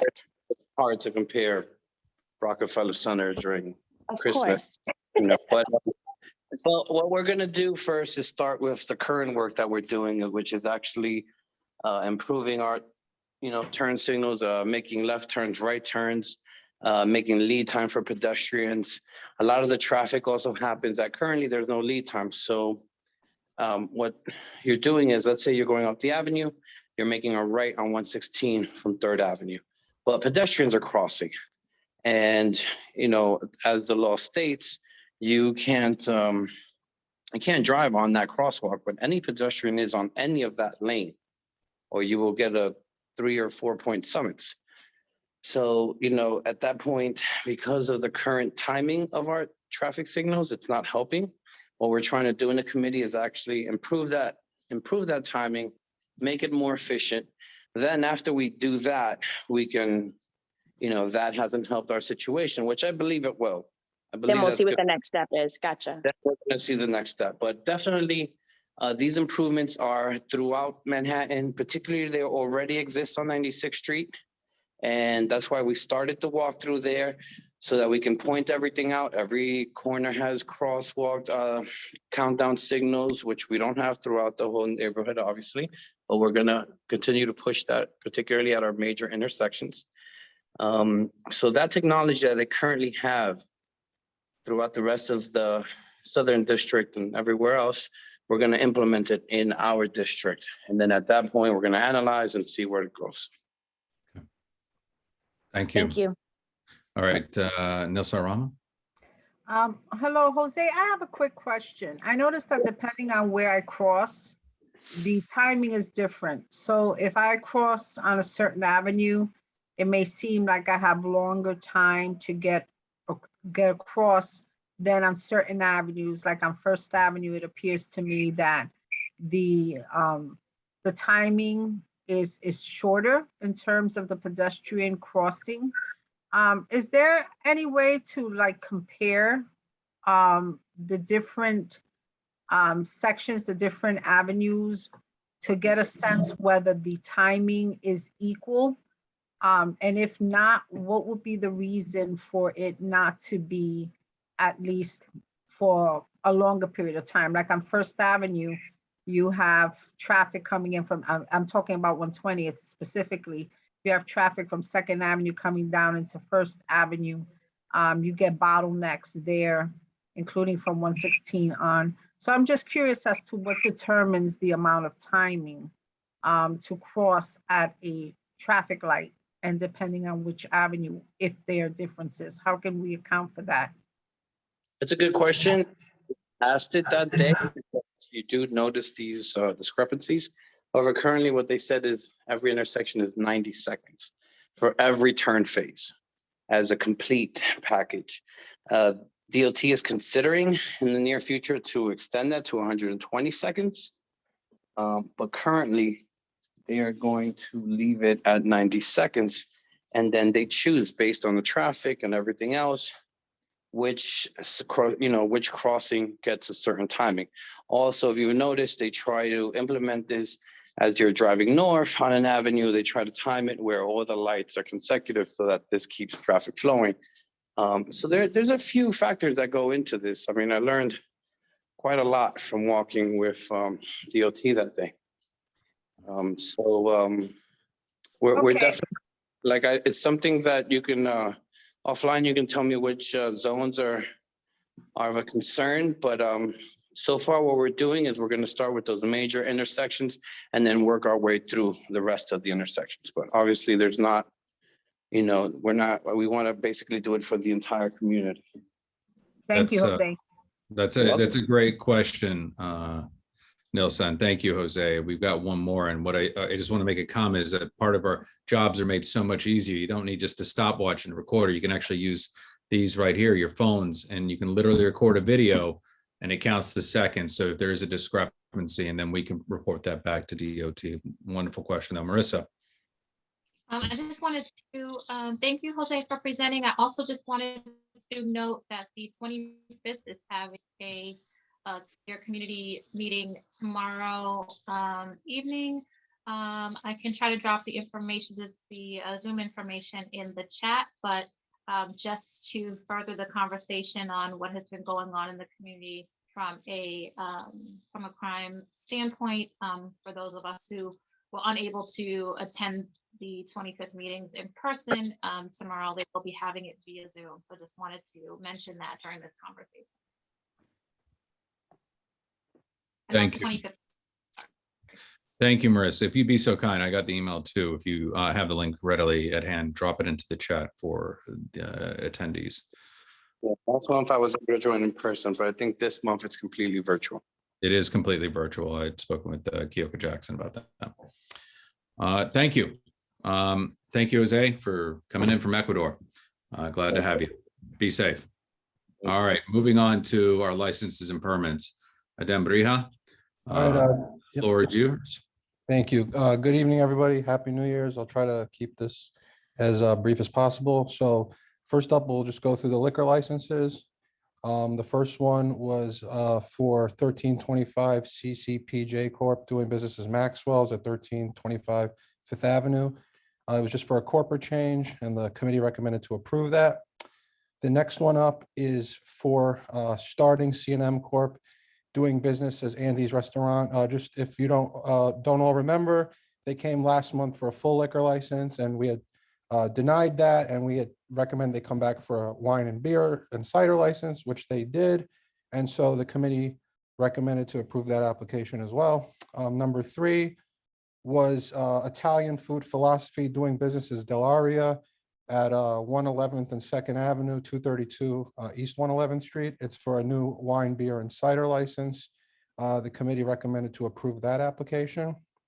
Number 4 is for Dar Restaurant Lounge LLC at 1637 Park Avenue. It's for a full liquor license. The committee recommended to approve that application. Number 5, Chipotle Mexican Grill at 165-167 East 116th Street. They withdrew their application, so the committee recommended to deny that application. Number 6 was Armoni at 1649 Park Avenue. There's a renewal for their wine, beer, and cider license. Committee recommended to approve that application. And the last liquor license was for Jaguar Restaurant at 1735 Lexington Avenue to approve a wine, beer, and cider license. And the committee recommended to approve that application. If you want me, I'll just do we had 2 street activity permits. Same applicant, Uptown. First one was Uptown Grand Central Farmers Market at East 125th between Park and Madison. The other one was East Harlem Health Action Center Food Box. That's at East 115th between 3rd and Lexington Avenue. Actually, both of these have already started. If you see, I don't know if you see the start dates. January 5th was for the first one, January 6th for the second one. The committee recommended to approve both of these as well. And that's it. Wonderful. Thank you very much, Adem. It was good to be there at the meeting. Really efficient. Great conversation on outreach as well. I just want to applaud that dialogue and about how we're bridging the gap between the committees and EcoDev and licenses and permits, and also with the outreach with events and whatnot. So as we've adopted this new process when it comes to taking on the committee's recommendations of approval and denials, I'm going to bundle together our licenses, our renewals, both the approvals and denials. I'm going to read them out real quick. Number one was to approve the application of 1325 CCPG Corp. doing business as Maxwell's Central Park for a corporate change for a full liquor license. Number 1288210. The restaurant's located at 1325 Fifth Avenue, cross street 111th Street. Number two is to approve the application of starting CNM Corp. DBA Andy's Restaurant for a new wine and beer and cider license for a restaurant located at 2262 3rd Avenue, cross street 123rd Street. Number three was an approval for the application of an Italian Food Philosophy LLC doing business as Dell'Aria for a new wine, beer, and cider license for a restaurant located at 232 East 111th Street, near 2nd Avenue. Number four was to approve the application of Adar Restaurant Lounge LLC for a new full liquor license for a restaurant located at 1637 Park Avenue Store C2, cross street 116th Street. Number five was to deny the application for Chipotle Mexican Grill of Colorado LLC doing business as Chipotle Mexican Grill. Number 4180 for a new application for a wine, beer, cider, and license for a restaurant located at 165-167 East 116th Street near Lexington Avenue. Number six, approve the application of MFG Enterprises Corp. doing business as Monies to renew a wine, beer, and cider license. Number 1267889 for a restaurant located at 1649 Park Avenue, cross street 117th Street. Number seven was an approve the application of Jaguar Restaurant Inc. to renew a wine and beer cider license number 1023127 for a restaurant located at 1735 Lexington Avenue, cross street 108th Street. And we're going to stop right there, just so we don't get the two events versus licenses conflated. These were the committee's recommendation. And to recap, 1, 2, 3, 4, and 6 and 7 were approvals, and the fifth was a denial.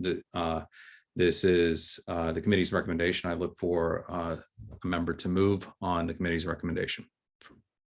Carlos, you're recognized. I'll make a motion to approve. Okay, thank you. Nilsa, did you have a question? No, I was going to make a motion. Okay. All right, thank you very much. Okay. All right. The next one then. So Angel, please call the roll. Items 1 through 6, is that correct? No, we're doing 1, 2. They're adopting the committee's recommendations of the bundle. The 1, 2, 3, and 4 is approvals. Number 5 is a denial, and then 6 and 7 is approvals. Right. So 1 through 7. Yes, Right. through 7, correct. Okay. Excellent. The recommendations as a committee,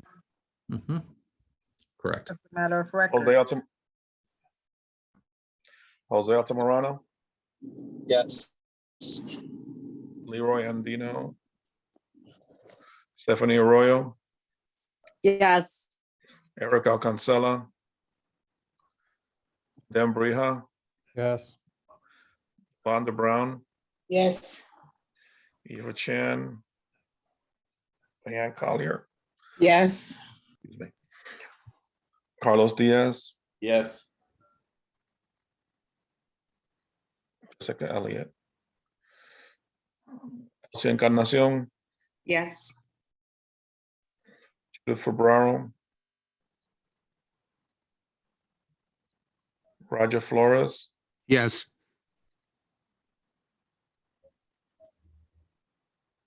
Sandy Garcia, David Giordano, Yes. John Green, Aye. Robert Harvey, Yes. Jada Heredia, James Horton, Yes. Ivy Hume,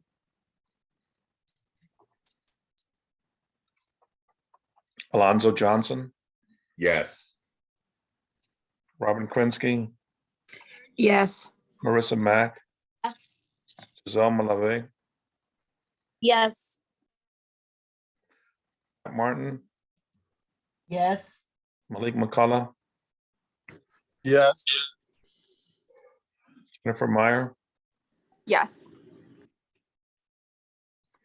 Jessica Morris is excused, Nelsa Rama, Yes. Beverly Pabon, Yes. Andrew Padilla, Yes. Miguel Pava, Yes. Shirley Pena, Art Perez, Yes. Robert Perez, Savasia Robinson Teague,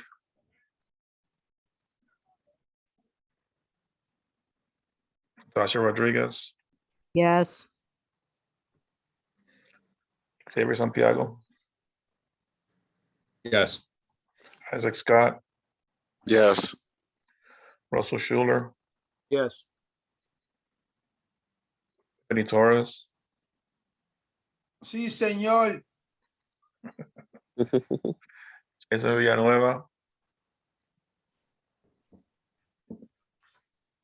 Andy Vasquez, Yes. Nye Whitaker, Yes. Michelle Wiltshire Clement, Yes. Jordan Wright, Yes. Jason Wu, Yes. motion passes. Wonderful, thank you. And we're going to do the last group. I'm going to bring together number 8 and 9, Uptown Grand Central, number 611898, Farmers Market on January 5th, which the application was already approved, but we still have to bring it through the full body. And the other one is number 9, East Harlem Action Center Food Box, number 611894. Also Farmers Market, January 6th. So again, having to confirm this through our full body as well. So bundling 8 and 9, these with the committee's recommendations to approve. Is there a motion? Please raise your hand.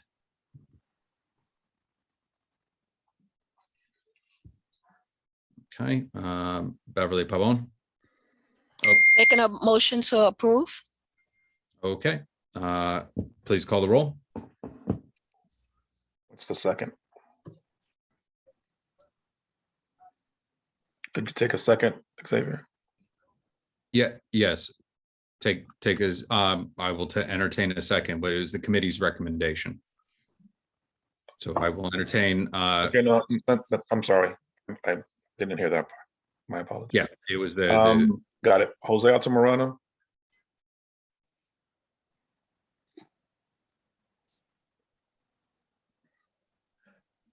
Leroy Andino.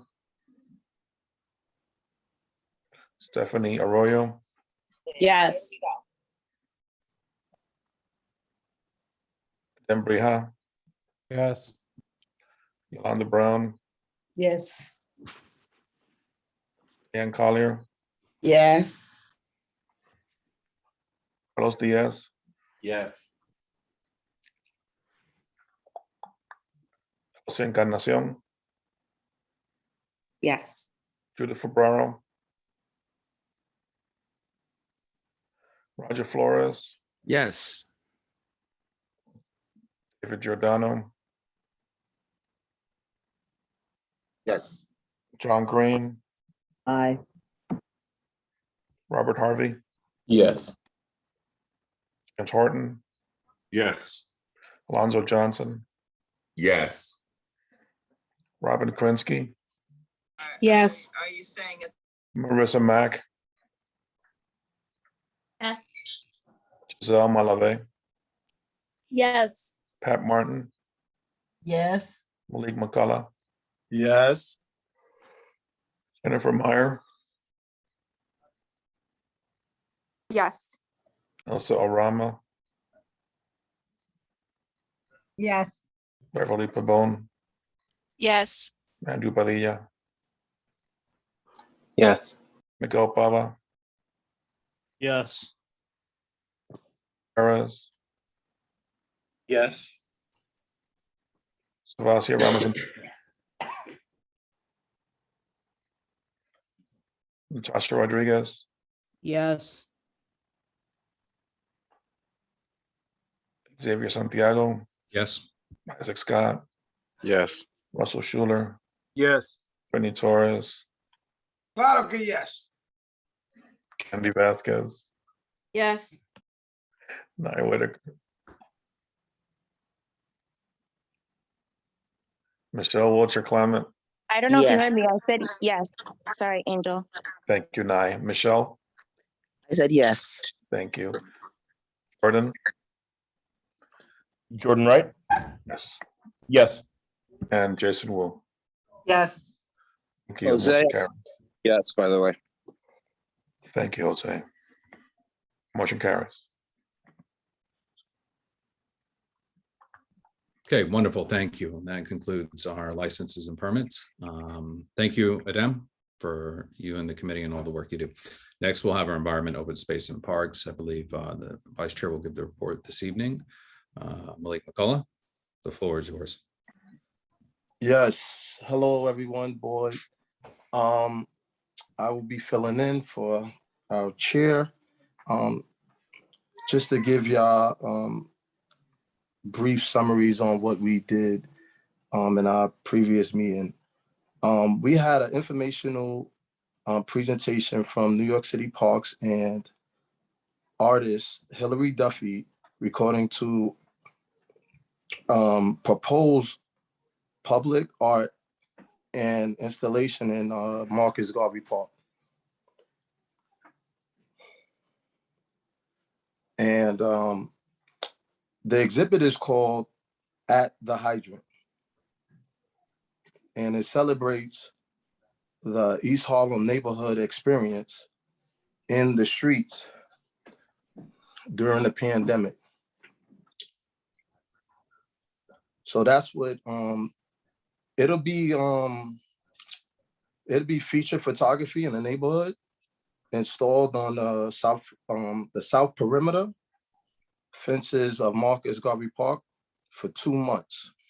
And it will also have an educational component to teach the youth about photography. We had a second presentation from the New York Lawn Bowling Club and New York Cricket Club requesting a letter of support to help advocate for improved maintenance of the 100-year-old lawn in Central Park. The committee will vote on that item next month. We also had a presentation about the Chaplain Hudson Power Express application seeking revocable consent approval to construct, maintain, and use a conduit to vaults under Randall's Island. Revocable consent is an approval process that applies generally to roadway work done on a city-owned property for projects like public utilities. The project is made up of 2 hydroelectricity transmission cables, which will route renewable energy from Canada to Queens. The route includes the northern tip of Randall's Island, and the Transmission Developers, Inc., in partnership with Clean Path New York, have been working in support of Randall's Island to ensure that the construction does not impact the usability of the park. The project aims for a reduction of carbon emissions by 3.9 million metric tons and fossil fuels by 20%, translating a reduction in health issues related to the local pollutants. The project will begin construction this year and finish in 2025.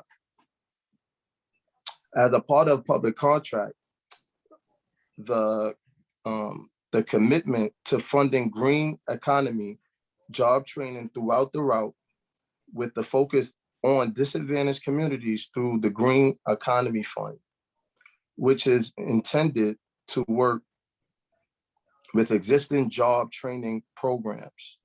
New York City DOT has referred this project to CB11 for review and response, which is required by January 27th. Our committee has issued the following vote. The Environmental Open Space and Parks Committee supports this project because it meets our clean energy and environmental justice goals, pending further discussion on a community employment procedures in details with the Economic Development and Culture Committee. Chaplain Hudson Power Express and Transmission Developers, Inc.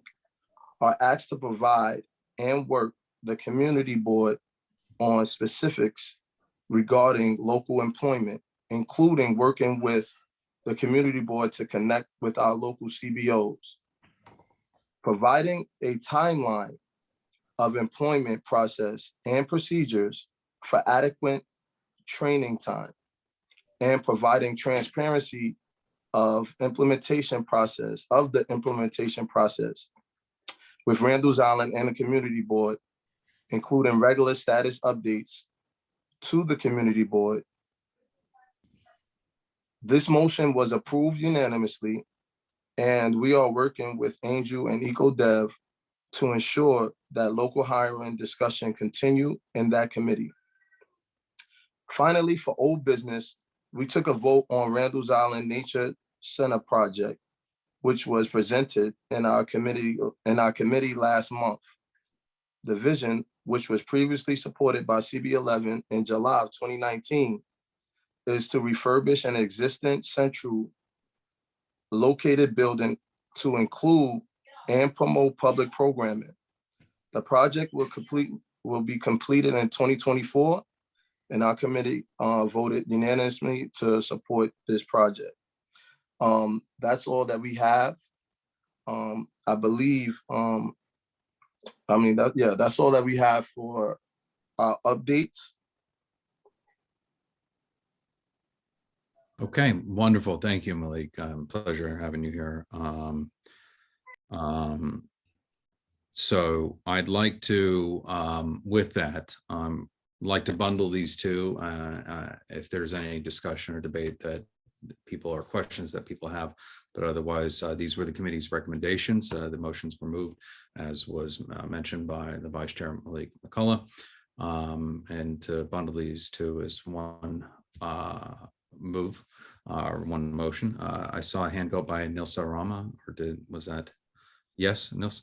Yes, it was a motion to approve both of the committee's recommendations as stated during this report. Great. Okay, thank you. Thank you. Yes, Candy, you had a question or? I was going to second. Okay, thank you. Yeah, in this particular instance, it's kind of, and we're hashing this out with my mentor, parliamentarian, with Robert's Rules of Order, but the committees is kind of like the first, and then that move on the floor is the second. But for fun, because I'm so happy to have everyone here, we'll make it so. So Angel, please call the roll on number 10 and 11. Jose Altamirano. Yeah. Stephanie Arroyo. Yes. Dan Breham. Yes. Yolanda Brown. Yes. Ann Collier. Yes. Carlos Diaz. Yes. Elsie Encarnacion. Yes. Judith Febraro.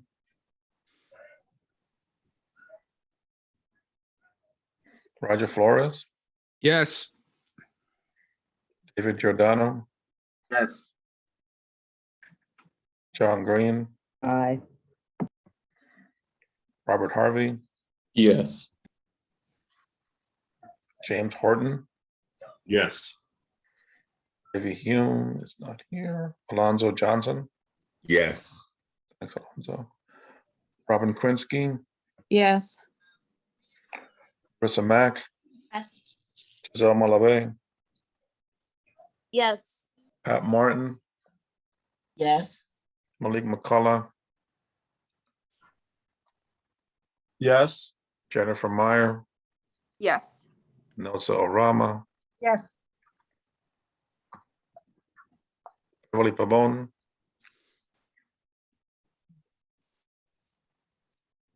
Andrew Padilla. Yes. Miguel Pava,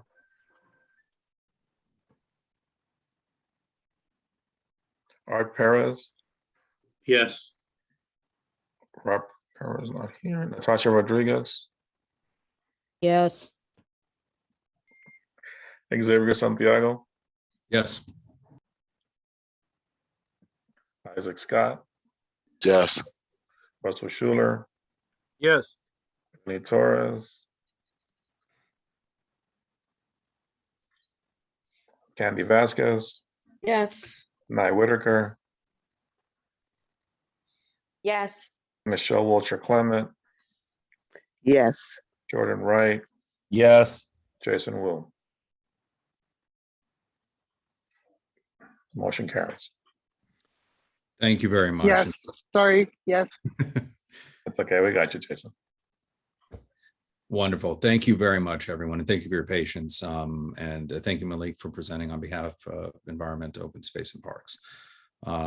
We are going to move on. It is now 9:10. Everyone, I want to say thank you for your patience. Usually January is one of our longer months as we're coming back from the holidays.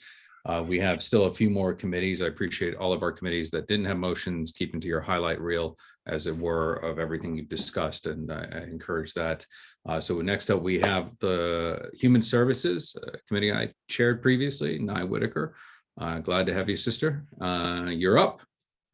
Hey, my brother, give me 1 second. I'm trying to get my video to come back on.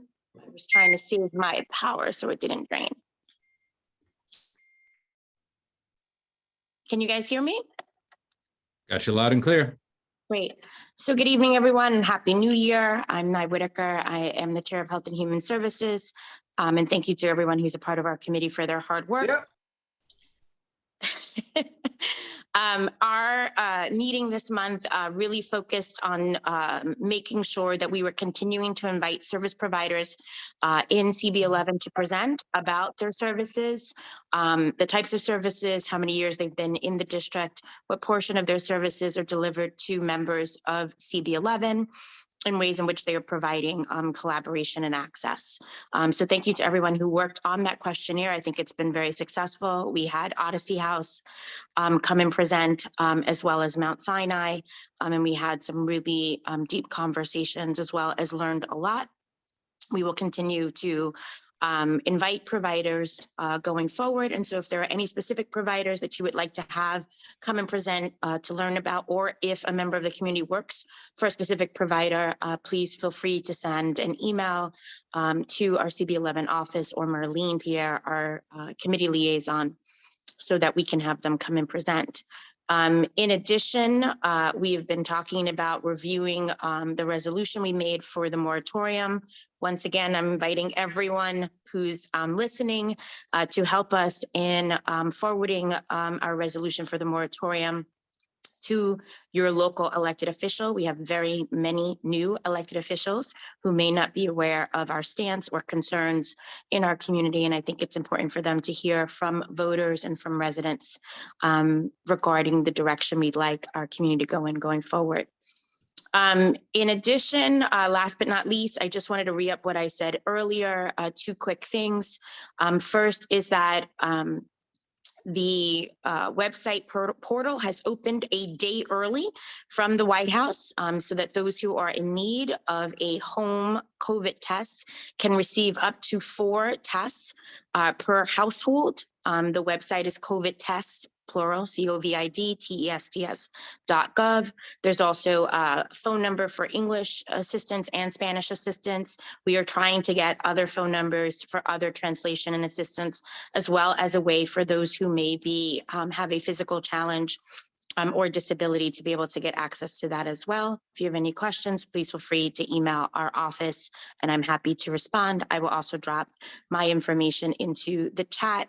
And then last but not least, I know that there's an overlap between the issues about the housing moratorium and also public safety.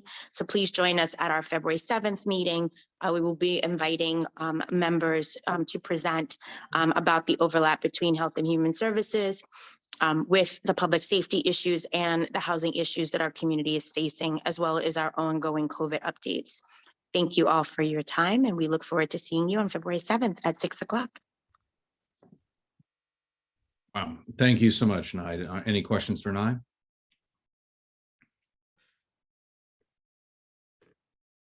Okay, seeing no hands. You're doing great work. Look forward. We have a big year. Doing an awesome job.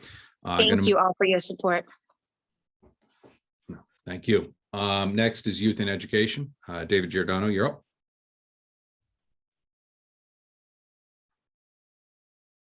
David, did we lose him? No, I see him here. Sorry. Good evening, everyone. Glad to be here. Good space, good meeting, moving along well today. Welcome to our new chair, Xavier, and our new nice vice chair, Elsie. We welcome and we'll work with you in youth and education. We look for your support as you've been former members and have put a lot of work into that education of the committee as well. I look for our former chair, Nelson Rama, to join us on youth and education if she can make it on those days as well. You know, I put people on the spot. That's what I do. But welcome, everybody. Very quickly, in terms of what we're doing, just very quick updates. The kindergarten enrollment application was extended to the 21st of January. Middle school, elementary have also been extended to March 1st. And they were originally going to close at the end of February. And then the high school application begins next week on the 24th and ends again on March 1st. So those are changes that just were changed in the last week that were actually different and presented that at our meeting. Again, we had our informational updates. Very sad to see that Jeremy Lockett is leaving, but feel very good about the commitment of the DA's office to our board, and continuously, as I've always been on the board, they've always had a representative sit in youth and education, and that's going back 12 years. So look forward to working with the new person that will be in that replacement. You know, it's interesting. There was another presentation and there was a mix-up on my part about New York State Clean Green Schools Initiative to improve the air quality in schools. And what we found out is that both us, Open Space and Parks Committee, as well as the Superintendent for District 4, know nothing about this initiative that's supposed to effectively, and particularly in our community with the high asthma rates, the bus depots, the sanitation depots, yada, yada, yada. You know, I think that this is something we really need to make sure and look into to make sure schools in East Harlem can benefit. So in speaking with the chair of the Open Space and Parks, she felt we should take the lead on that, and we will. What I really felt good about the meeting, and very quickly, is that we kind of focused on reviewing the mission and the goals and where we're at.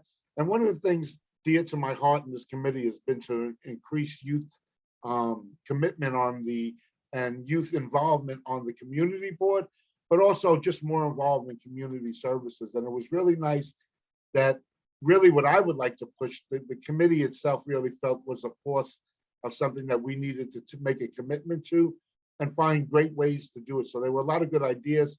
The decision was to meet on the 24th and also on the 31st to really further explore what options we may have for, you know, serving youth in our community. So please make sure that if you're able to make it and attend, I need to really know by Thursday how many members of the committee plan on attending, because if we have 7 members and go over in quorum, we have to have an official meeting with an agenda and post it online by, I believe, Friday, right, Angel? I hope maybe earlier. But if everybody could just get back to me that hasn't, if it's a no, just say no as well, so that we really have a commitment of number. But again, I'm really looking to create a platform and a voice for youth to have dialogue back and forth with the community board. And it was interesting, after the youth and education meeting, I just reviewed some emails, and I got an email from Robin Strachan that sits, I believe, on our health committee, or used to, and as a public member. And she said that she had a youth in high school who is applying for the community board, and that we should also support that young person. So I'm going to meet with that young person, myself and Natasha Rodriguez, who's one of our members on the committee and on the board, to try to give an introduction. And hopefully we can help support this young person to get on the board as well. So that, in the words of Natasha at our last board meeting, I don't want to be the only teen's voice here. We need to have other teens' voice. And I paraphrase that a little bit. Again, looking really to work with the committee into really bringing youth voices to the board. Thank you. Any questions? Thank you, David. Please raise your hands if you have any questions. Okay, seeing there are none. Thank you so much, David, and for all the work the committee does. Thank you. All right, next is Land Use, Landmarks and Planning. Our chair of that committee is Elsie Encarnacion. Elsie, your committee report. Thank you. Good evening, everyone, and Happy New Year. So our committee did not have any action items this past month, which is rare, but it happens. I do have an informational update. We had 2 informational presentations from both the National Black Theater and the MTA. As many of you know, the National Black Theater is now going to be a mixed use development project. The first and second floor of that building will be commercial retail space. The third and fourth floors will be occupied by the National Black Theater and owned by them 100%. They will have some office space on the 5th floor and the rest will be residential use. I think it will hold 222 units in total. That project is also an MIH project, which is a mandatory inclusionary housing project, which means that a percentage of that residential will be for affordable housing. And that affordable housing is mandatory and also permanent. As many of you may know, or some of you may not, this project was certified in 2017, and so it already went through the ULURP process. We as a community board voted in favor of this project, and so they came back to give us an informational presentation and an update on where they stand. I believe they're looking to start construction on this project in February of this year, and it should take about 2 years to be completed. I think they estimated 2024, at some point in 2024. And so that, and then also the MTA came and gave a update on and a presentation on the 2nd Avenue subway phase 2. You know, I give a lot of credit and I'm really appreciative of our committee members who are always asking the right question, holding the MTA accountable, and making sure that those issues are raised at the committee level in terms of trying to mitigate some of the issues that happened during phase 1 and making sure that our community is not faced with those same issues in phase 2. And I appreciate the MTA for coming and having those conversations with us at the committee level and keeping us engaged and involved. And so many of those, you know, like I said, issues that came up in phase 1 were addressed, and those conversations are being had at our committee level. The presentation also was around the acquisition of an HPD owned property on 5th Avenue that they'll be using for some of the work that they'll be doing for the 2nd Avenue subway. So those were the 2 informational updates that we have. We did not solidify our 2022 goals. We did, however, take a look, and thank you, Angel, for putting together the slide with our 2021 goals and our accomplishments for 2021. And so I look forward to working with my committee and making sure that we set our goals for this year and really work hard on them throughout the year. And I'll hopefully be able to share that with you guys either in February or March at full board, you know, just finalizing our goals for the year. And that is all. Wonderful. Thank you so much, Elsie. Are there any questions? See that there are none. Thank you so much. I look forward to seeing you. Well, I mean, not still, but you know, good night. And we'll see you at executive. So next we have EcoDev and Culture. Marissa. Good evening, everyone. Hope you are all well. Welcome, Xavier and Elsie, into your new roles, and everyone that's on the executive board. Welcome. Actually, just following up, since Elsie did mention the National Black Theater, we did have them as presenters this month.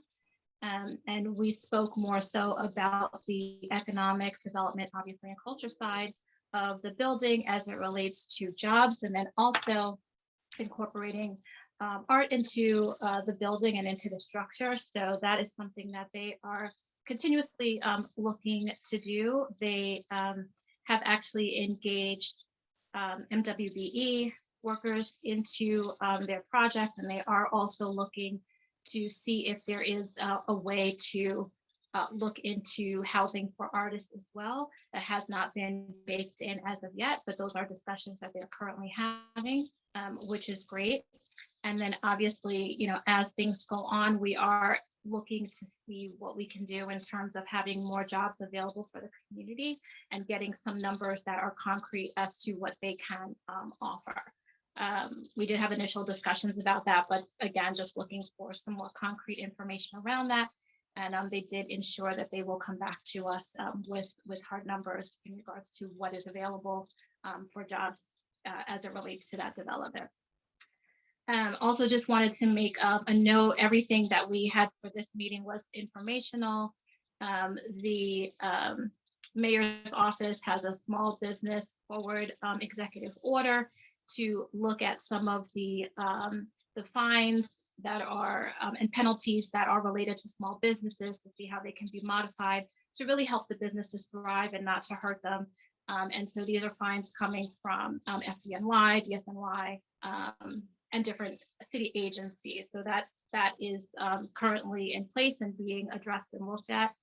Additionally, there is a hearing that will be February 3rd that is taking place. The Department of Consumer and Worker Protection is holding this hearing to address some of the laws related to fast food workers. So if anyone is looking to attend, I'm sure you can contact Angel directly. He can provide that information to you through our office. We also had a presentation from Manhattan Chamber of Commerce. We have a new representative within our community who has been great and is already connected with Uptown Grand Central and Union Settlement in regards to the offerings that the chamber has for small businesses. And so they have a website development offering that is available for businesses. Cake Burger has taken advantage of it, as well as a number of other small businesses within our communities. I think that's great. It's another way for businesses to reach people even outside of East Harlem and allow, obviously, for their business to thrive even further. And then lastly, we did have a presentation from MASC Hospitality Group. They do the night market, which is on the west side, not to be confused with the night market that we have at La Marqueta. They are looking for people to apply to their night market gathering. They had it for the first time, I believe, last year. Applications are open until April, and we're hopefully looking for them to see if they are able to, in some way at least have talks with Uptown Grand Central and Union Settlement about possibly doing something on this side. But they did present on their offering for the night on the west side. And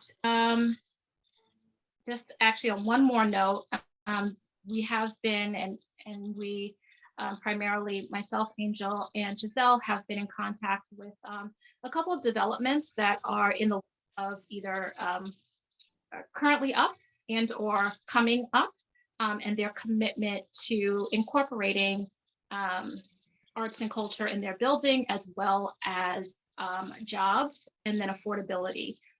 And so those conversations have been very encouraging with strong commitments. I don't want to necessarily say anything that's completely off, but there has been a lot of discussion around how to incorporate areas into upcoming structures and ways to ensure that developers and upcoming landlords are committed to economic development on all ends for CB11.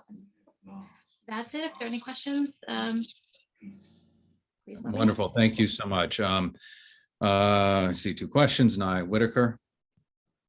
Thank you, Chair.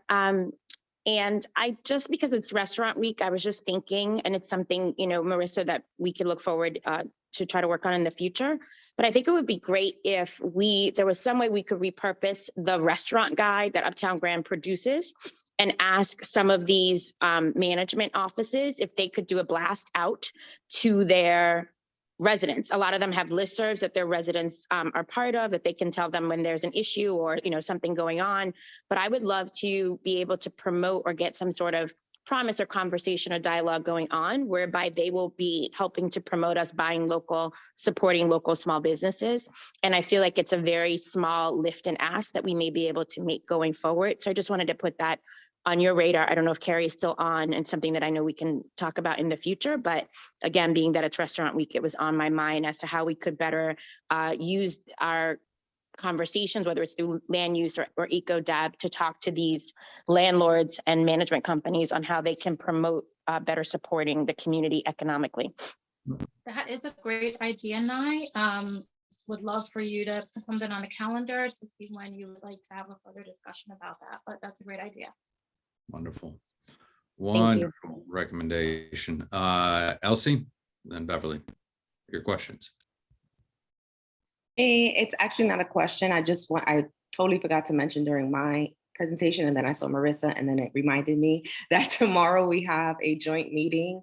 It's kind of like a briefing in terms of a presentation that will be, we had a 2017 rezoning points of agreement. And so these two development projects are coming forth, and they are giving us a presentation for both eco-dev and land use, but I welcome all committee members to join. I believe it's Perez and the Beacon, if I'm not mistaken. Can't really even read my handwriting at this point in time, but I believe those are the two projects. So please, everyone, come join us tomorrow. Thank you. Thanks. And thank you, Elsie, for the pitch. And actually just want to say, special thank you to you, as well as Jessica and Parks, and David and all of the committees, though, just for realizing that somebody will come to a committee and there's also a need to discuss, okay, well, what are we doing in terms of jobs, and what else in terms of this project. So thank you on that end to just saying, look, there's another area that we need to address here. And it's not just what's going on in our committee, but what's going on in other committees as well. So appreciate that as well. Wonderful. Great. Beverly, your question. Yes. Good evening again to everyone. I was just asking a question. I'm trying to remember the meeting that we had, but in regards to National Black Theater, didn't they say that they would only have about 30 positions for the community for jobs? And I found that to be a very, very low number.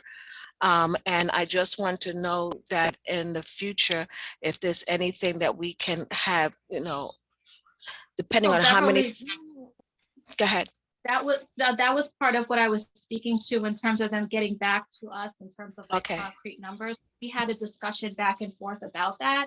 And so the person that was explaining, I think she was, just letting me know what they had set aside as opposed to total jobs. But again, I wanted to see what the exact numbers were. So in my presentation, that's why I said I'm waiting for information from them specifically as it relates to the number of jobs, because I do agree with you. If that was the exact amount, that we definitely need to have a follow-up in regards to that. But again, waiting for specific numbers from them. So thank you for flagging that. But that was a part of what, absolutely. Thank you. Thank you. Wonderful. Thank you. All right, seeing no more hands, that concludes our Economic Development and Culture report. Thank you so much, Marissa, and thank you, everyone. Executive, we haven't had our meeting. We have it on Thursday. Please show up, be there, be square.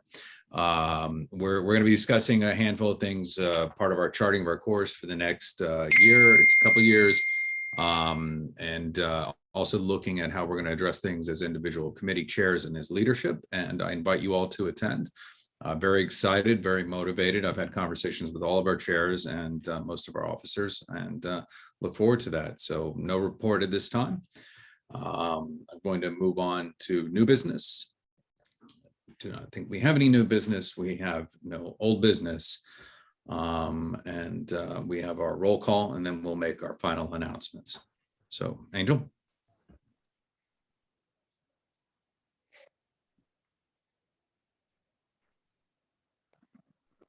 Hold on. 1 second, my mic wasn't turning on. Jose Altamirano. Stephanie Arroyo. This is it. This is roll call, right? This is the roll call. Yeah, so I present. am here. Are you? This is it. Yes, I am. Dem Briha. Here. I'm here, Jose. Yeah, no, I already marked you absent. Yolanda Brown. Yeah. Diane Collier. Oops, sorry, here. Don't have to be sorry. I- Carlos Diaz. Here, Vinny, give me a call when you get a chance, buddy. Padre, brother, what is going on here? Vinny, call Carlos. Any other messages I need to relay? Yes, Vinny, call Marissa. Okay, yes. Elsie Encarnacion. Oh my God, what is going on? Elsie Encarnacion. Here, and don't call me. Judith Febraro. Roger Flores. Here. David Giordano. I'm here. John Green. Robert Harvey. Here. James John Green Horton. is here. Here. Thank you both. Alonzo Johnson. Here. Robin Krinsky. Here. Marissa Mack. Here, waiting for Vinny to call me. Giselle Malave. Here. Patricia Martin. Here. Malik McCullough. Jennifer Meyer. Here. Also Arama. Here. Beverly Pavone. Present. Andrew Padilla. Here. Miguel Baba. Art Perez. Thank you, Miguel. Art Perez. Here, Art Perez here. Thanks, Art. Sylvasia Robinson Teague.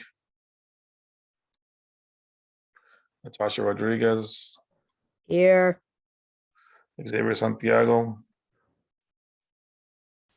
Present. Isaac Scott.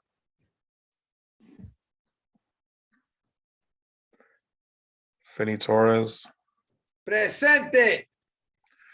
Andy Vasquez. Here. Nye Whitaker. Here. Gordon Wright. Here. Jason Wu. You skipped me. Here. Russell Schuler. I was leaving the best for last, Russell. You also skipped me. Oh, Michelle Wilson Clement. I just completely forgot you, Michelle. Sorry about that. It's okay, but I'm here. I'm here. I'm glad. Okay, you have quorum. Wonderful. Thank you very much, everyone. Under our announcements, the next full board meeting is scheduled for February 22nd. Look forward to seeing you all there. Are there any other announcements? Yeah, I'd just like to make one announcement. Jim Ratty, brother, passed away. He's the chairman of the Arturo Shamrock Democratic Club. Maybe you want to send him his condolences. Oh, man, Diane, too many people going, Diane. Yeah. It's sad. Thank you, Carlos, for letting us know about that. It is And very Carlos, upsetting. I'm sorry, Carlos, we need to talk about what the club is gonna do for Jim and his family. Please call me. I will. Okay, great. Thank Okay. you. All right. Reminder, nearly there. Raise your hands. We have Candy and then Diane Collier for announcements. Candy? Yeah, everyone, it's just a quick announcement to announce that at the Black Association, we gave space for a company to do free COVID testing. So we started that as of December the 28th, and they're there Monday through Fridays, and they're open on some Saturdays from 10:30 to 4. Sometimes they stay longer to 4:30. And this is all because, we didn't have enough test sites a couple of weeks ago. So, if anyone, and now the turnaround testing is results 48 hours. Before it was longer, but I guess because of that whole mandate bum rush. But, everybody's welcome to come by the Black Association. And there's a blue tent, and you'll see it there. And that's where they're located at. And so, yeah, so just to let everyone know, for those that need it. And so that's it. We got to be tested, not just vaccinated. That's how we're going to stop this. So we have another resource right there here in our neighborhood. Thank you, Candy, very much. Great announcement. Diane? Thank you, Mr. Chair. And I think you had already put it into the chat. It's just an announcement about on Friday at 10 o'clock, there will be a vigil for Mr. Ma. That, as for those of you who may or may not remember, he was the Asian man who was attacked on 125th Street, and he unfortunately died this past week. This vigil is being held by, of course, our very own Eva Chan and the Asian societies that she's involved with. And she's looking for support from the community to show that we are a united front against not just Asian hate, but hate crimes of any sort, particularly in East Harlem. So I just wanted, you did put it in the chat. I just wanted to remind the board. Thank you very much, Diane. Thank you. I And appreciate it. also the reason why she wasn't here tonight was that she was actually at the one for Miss Go, I believe, the young lady that was killed in 42nd Street. They had their vigil tonight. Yes, yes. Thank you, Diane, for mentioning that. She and I were texting and she let me know. I appreciate that. Thank you for raising that. For those who feel comfortable attending, I will also be there on Friday, so please let us know. See that there are no other hands raised. That concludes our meeting this evening. Thank you for a very productive meeting. Please stay safe out there. Spread the word, get vaccinated, get tested, and we will see you at Executive this Thursday and in our upcoming meetings for the month of February. Please stay safe. Take care.